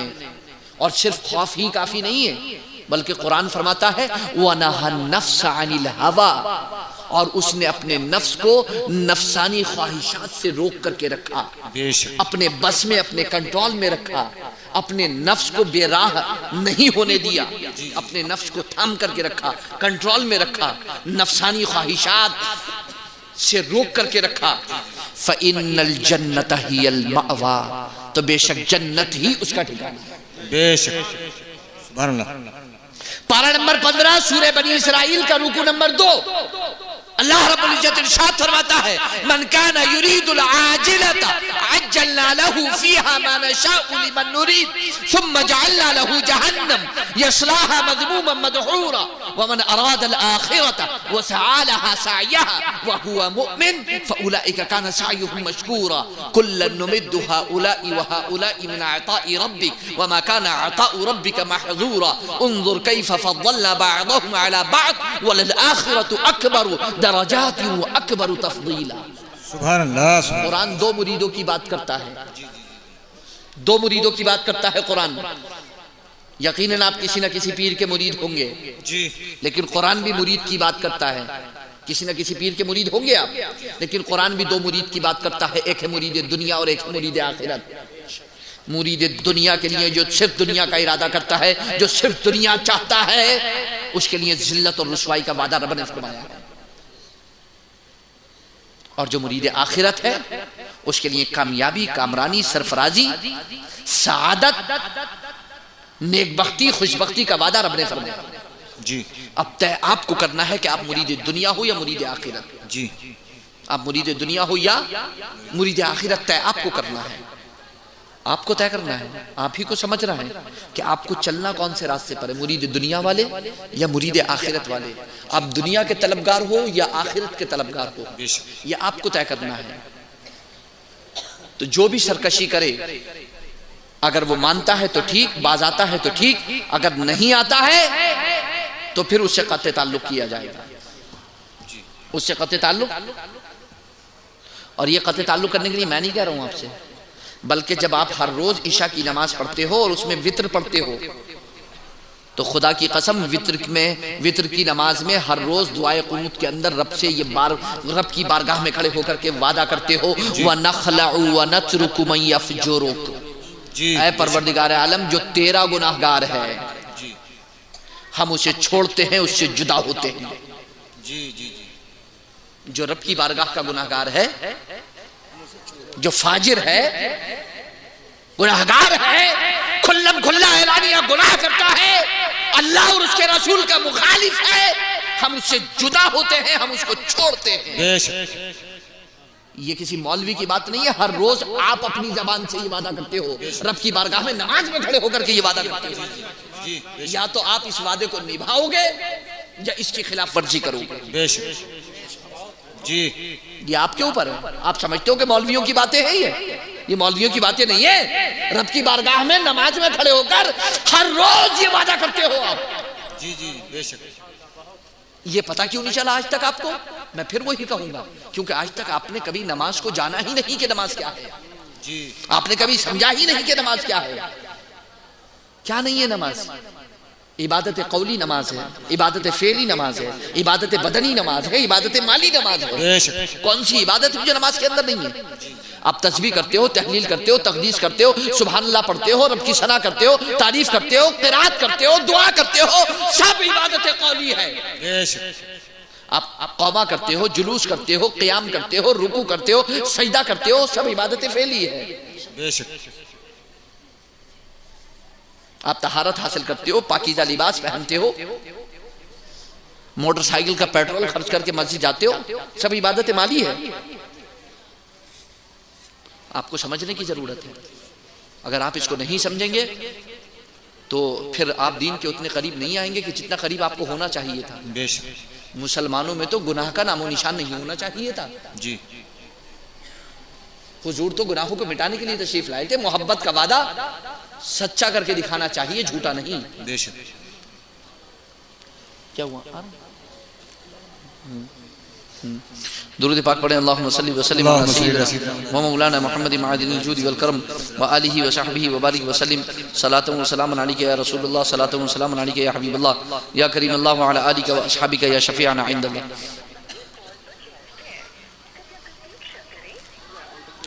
نہیں لگ رہا ہے، اٹھائیں گے۔ اللہم صلی وسلم علی سیدنا و مولانا محمد معدن الجود والکرم و آلہ و صحبہ و بارک وسلم، صلاۃ و سلام علیک یا رسول اللہ، صلاۃ و سلام علیک یا حبیب اللہ، یا کریم اللہ و علی آلک و اصحابک یا شفیعنا عند اللہ۔ ایک مسئلہ ابھی چھڑا تھا قرآن کریم کے متعلق، قرآن کریم کی حرمت کا مسئلہ تھا، اس کے تحفظ کا مسئلہ تھا۔ تو وہاں پر میں صرف دو باتیں آپ کو بتانا چاہوں گا، اور وہ بہت ہی ضروری ہیں، اور وہ یوں سننا چاہیے آپ کو کہ یہ کہا گیا کہ حضرت ابو بکر، عمر اور عثمان، ماشاءاللہ الحمدللہ،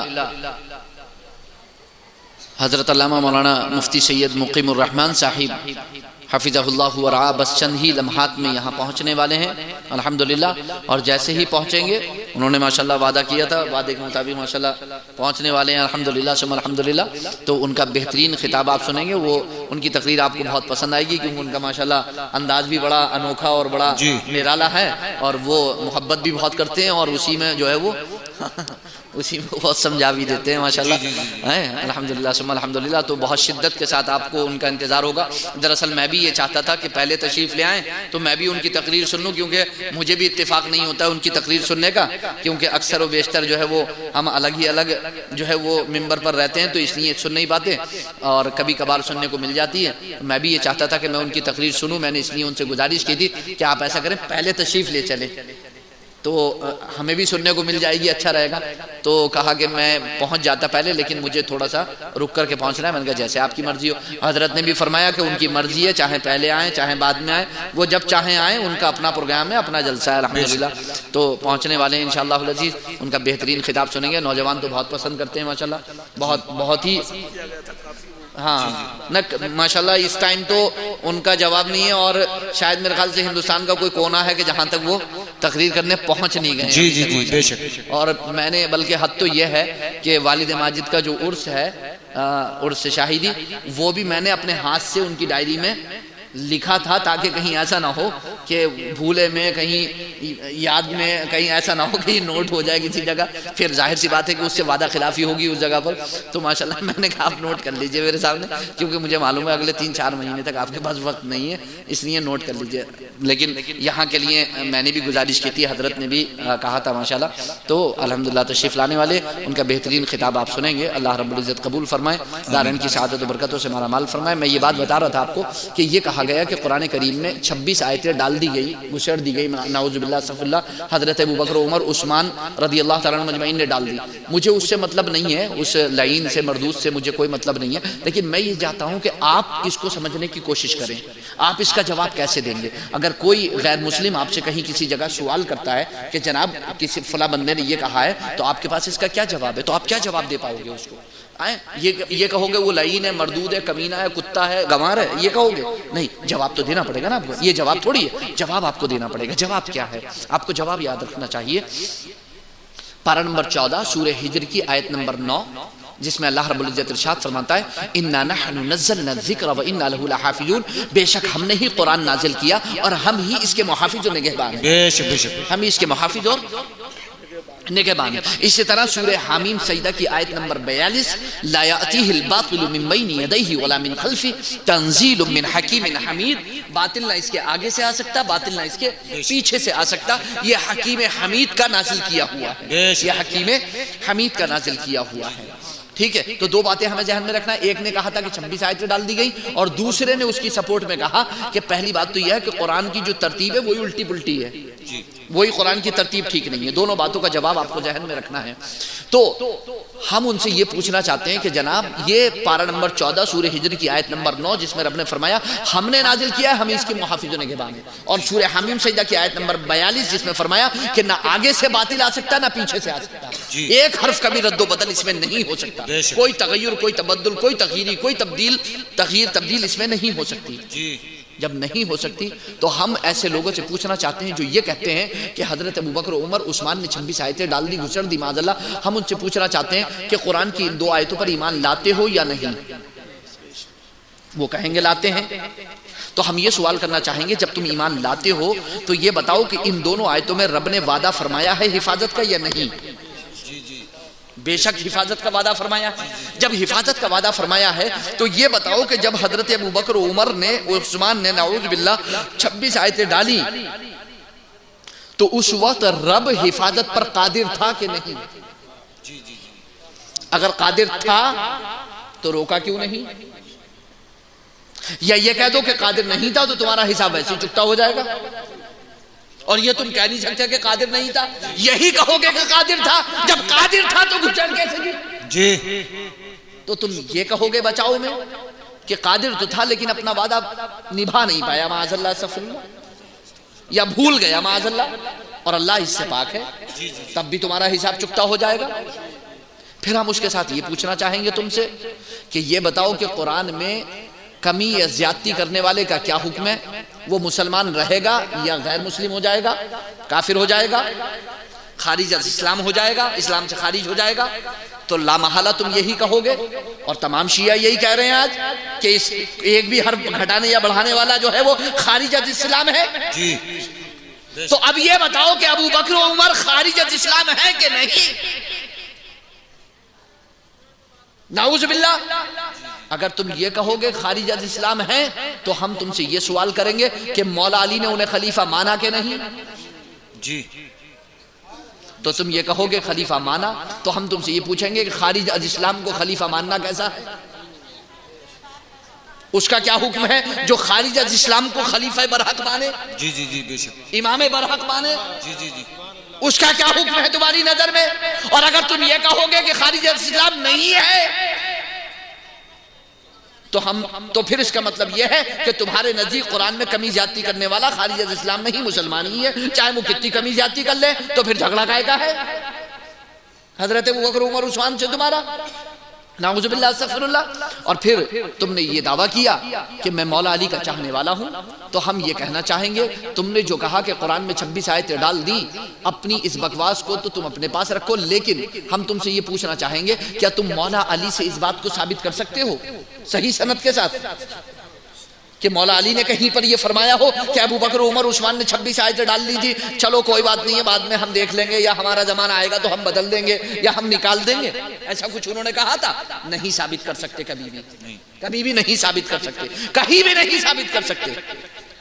اس کے ساتھ ایک شخص نے جو بات کہی دوسرے والے نے اس کے ساتھ ہی نہیں، وہ اس سے بھی زیادہ خطرناک ہے، وہ بھی خطرناک. وہ کیا ہے؟ اس نے کہا کہ قرآن کریم کی ترتیب الٹی پلٹی رکھی گئی ہے. پہلی سورت کون سی نازل ہوئی؟ سورہ اقرا، سورہ علق، کون سے پارے میں؟ 30ویں پارے میں۔ اس کا کہنا یہ ہے کہ جب یہ پہلے نازل ہوئی تو 30ویں میں کیوں ہے؟ پہلے میں ہونا چاہیے تھی۔ اس کے کہنے کا مطلب کیا ہے؟ اس کا کہنے کا مطلب یہ ہے کہ قرآن کریم کی ترتیب الٹی ہے، جس ترتیب میں قرآن آیا تھا اسی ترتیب میں رکھنا چاہیے۔ تو ہم اس کو جواب دیں، لیکن اس سے پہلے یہ بات میں بتانا چاہوں گا کہ یہ یہاں کے شیعوں کی بات نہیں ہے، بلکہ جب میں جامعہ ازہر پہنچا وہاں میں نے علامہ بقائی کی تفسیر نظم الدرر فی تناسب الآئی والسور ہمیں یہ دی گئی کہ اس کا جو مقدمہ ہے آپ اس پر کچھ لکھیں، تو 80 صفحے میں A4 سائز کے ہم نے اس پہ لکھا تھا۔ الحمدللہ وہ میرے پاس موجود ہے، میں نے لکھا تھا اور اس کو جمع بھی کیا تھا۔ اس وقت آیتوں کے درمیان مناسبت، یعنی یہ آیت اس کے بعد یہ آیت، اس کے بعد یہ آیت، اس کے بعد یہ آیت، تو اس پچھلی آیت کا اگلی آیت کا پچھلی آیت سے کیا تعلق ہے، اس کی کیا مناسبت ہے آپس میں، ہے کہ نہیں ہے۔ اسی طرح اس سورت کے بعد دوسری سورت فاتحہ، سورہ فاتحہ کے بعد سورہ بقرہ، سورہ بقرہ کے بعد سورہ آل عمران، سورہ آل عمران کے بعد نساء، نساء کے بعد مائدہ، آخر سورتوں تک، تو ان سورتوں میں آپس میں کوئی مناسبت ہے کہ نہیں ہے۔ تو میں نے اس کو ڈھونڈنا شروع کیا، تلاش کرنا شروع کیا، تو مکہ مکرمہ کا جامعہ ام القریٰ اور مدینہ منورہ کا جامعہ اسلامیہ جو فہد کی طرف سے بنایا گیا، ملک فہد کی طرف سے، شاہ فہد کی طرف سے بنایا گیا، میں نے ان دونوں جامعہ میں، ان دونوں یونیورسٹی میں کہ ایک ایک پروفیسر کی کتاب کو پڑھا۔ جب میں نے ان کی کتاب کو پڑھا تو انہوں نے اپنی کتاب میں لکھ رکھا ہے، یہ 2015 کی بات ہے، انہوں نے اپنی 2016 کی، انہوں نے اپنی کتاب میں لکھ رکھا ہے، کیا لکھ رکھا ہے اپنی کتاب میں؟ ان کا کہنا یہ ہے کہ قرآن کریم کی آیتوں کی ترتیب پہلے الف لام میم، پھر ذالک الکتاب لا ریب فیہ، پھر ھدی للمتقین، اسی طرح پہلے الحمدللہ رب العالمین، پھر الرحمن الرحیم، پھر مالک یوم الدین وغیرہ وغیرہ جو ترتیب ہے، اور جو سورتوں کی ترتیب ہے کہ پہلے سورہ فاتحہ، پھر سورہ بقرہ وغیرہ وغیرہ، اس کا کہنا یہ تھا، دونوں لوگوں کا کہنا یہ ہے کہ یہ ترتیب جو ہے وہ توفیقی ہے۔ توفیقی کا مطلب کیا ہوتا ہے؟ صحابہ نے اپنے اجتہاد سے اس کو رکھ دیا، جب انہوں نے قرآن کو جمع کیا، جب انہوں نے قرآن کو جمع کیا تو اس ترتیب سے جمع کر دیا۔ مجھے لگا کہ یہ بات جو ہے وہ درست نہیں ہے، تب میں نے اہل سنت والجماعت کے کلام کو تلاش کرنا شروع کیا، تو میں نے حافظ ابن عبد البر کے، علامہ امام زرکشی صاحب البرہان فی علوم القرآن، علامہ امام حافظ جلال الدین سیوطی صاحب الاتقان فی علوم القرآن، اور امام اہل سنت مجدد دین و ملت شاہ امام احمد رضا خان فاضل بریلوی علی رحمۃ الرضوان کے کلام کو ڈھونڈنا شروع کیا۔ جب ڈھونڈا تو مجھے اس میں مل گیا کہ آیتوں کی اور سورتوں کی ترتیب توفیقی نہیں توقیفی ہے۔ توقیفی کا مطلب ہے اللہ کی جانب سے، اور توفیقی کا مطلب ہے صحابہ کی جانب سے، مجتہد کی جانب سے، مجتہد کی جانب سے۔ اور میں نے یہاں تک پایا کہ آیتوں کی ترتیب توقیفی ہے، یعنی اللہ کی جانب سے ہے، اس پر اجماع ہے۔ جی بے شک۔ اور سورتوں کی جو ترتیب ہے اس کے بارے میں سب سے زیادہ راجح قول یہ ہے کہ وہ ترتیب بھی اللہ کی جانب سے۔ بے شک۔ اب آپ مجھ سے سوال کر سکتے ہیں کہ فیضان میاں جب قرآن کریم نازل ہوا تو پہلے کوئی آیت نازل ہوئی، پھر کوئی آیت نازل ہوئی، پھر کوئی آیت نازل ہوئی، جو آج قرآن میں رکھی ہوئی ہے بعد میں وہ پہلے نازل ہوئی تھی، جو پہلے رکھی ہوئی ہے وہ بعد میں نازل ہوئی تھی۔ حدیثوں سے ثابت ہے یہ بات حدیثوں سے ثابت ہے، صحیح حدیثوں سے ثابت ہے کہ پہلے یہ والی نازل ہوئی تھی، پھر یہ والی نازل ہوئی تھی، بعد والی، لیکن قرآن میں اسے پہلے رکھا گیا، اسے بعد میں رکھا گیا، یہ ماجرا کیا ہے؟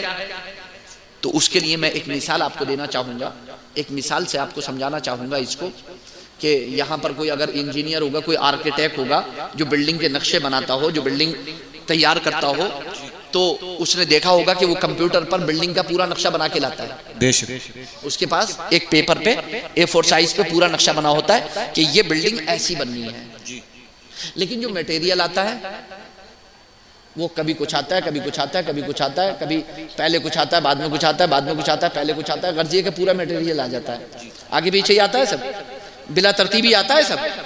لیکن جب مکان بن جاتا ہے تو یہ بتاؤ کہ وہ ترتیب کیسی ہوتی ہے؟ اسی نقشے کے مطابق ہوتی ہے نا؟ تو قرآن بھی اسی ترتیب کے مطابق ہے جو لوح محفوظ میں آج بھی موجود ہے۔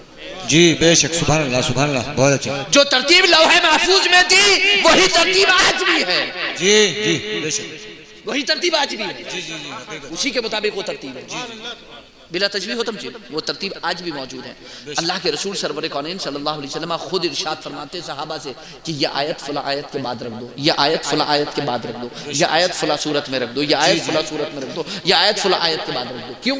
جو ترتیب وہاں ہے، حضور بھی جانتے ہیں کہ وہاں ترتیب کیا ہے، بے شک حضور بھی جانتے ہیں کہ وہاں ترتیب کیا ہے، اسی ترتیب سے رکھا گیا ہے۔ تو یہ جہالت پھیلانا، یہ بےہودگی پھیلانا کہ پہلی بات تو یہ ہے کہ قرآن کی ترتیب ہی الٹی ہے، تو تمہارا دماغ الٹا ہے، قرآن کی ترتیب الٹی نہیں ہے۔ قرآن کی ترتیب الحمدللہ وہی ہے جو لوح محفوظ میں تھی، جی جی جی، اور آج بھی وہی ہے الحمدللہ، اور صبح قیامت تک وہی رہے گی، بے شک، سبحان اللہ سبحان اللہ، صبح قیامت تک وہی ترتیب رہے گی۔ رہا صورتوں کی ترتیب، اگر وہ یہ کہہ رہے ہیں کہ صورتوں کی ترتیب الٹی ہے، تو صورتوں کی ترتیب سے کوئی فرق نہیں پڑ رہا، کوئی صورت آگے پڑھ لو، کوئی صورت پیچھے پڑھ لو۔ آپ نہیں پڑھتے رہتے ہو کیا؟ آپ کبھی 30واں پارہ لے کے بیٹھ جاتے ہو، کبھی آپ پہلا پارہ لے کے بیٹھ جاتے ہو، کبھی آپ دوسرا پارہ لے کے بیٹھ جاتے ہو، کبھی آپ چوتھا پارہ پڑھنے بیٹھ جاتے ہو، کبھی آپ 30ویں پارے کی پہلی صورت پڑھنے بیٹھ جاتے ہو، کبھی آخری صورت، کبھی پہلے قل واللہ احد پڑھتے ہو آپ، کبھی آپ جو ہے وہ پیچھے آ جاتے ہو، الم ترا پڑھتے ہو۔ یہ تو آپ کے اوپر ہے، لیکن کیا اس سے معنی میں کوئی فساد پیدا ہوتا ہے؟ کوئی فساد کب پیدا ہوگا؟ جب آیتوں کی ترتیب الٹ دی جائے گی، جب آیتوں کی ترتیب الٹ دی جائے گی۔ مثلا آپ الف لام میم کو بعد میں رکھیں گے، ذالک الکتاب لا ریب فیہ کو پہلے لائیں گے، اور ھدی للمتقین کو ذالک الکتاب لا ریب فیہ سے پہلے لائیں گے، اور الذین یؤمنون بالغیب کو اس سے پہلے لائیں گے۔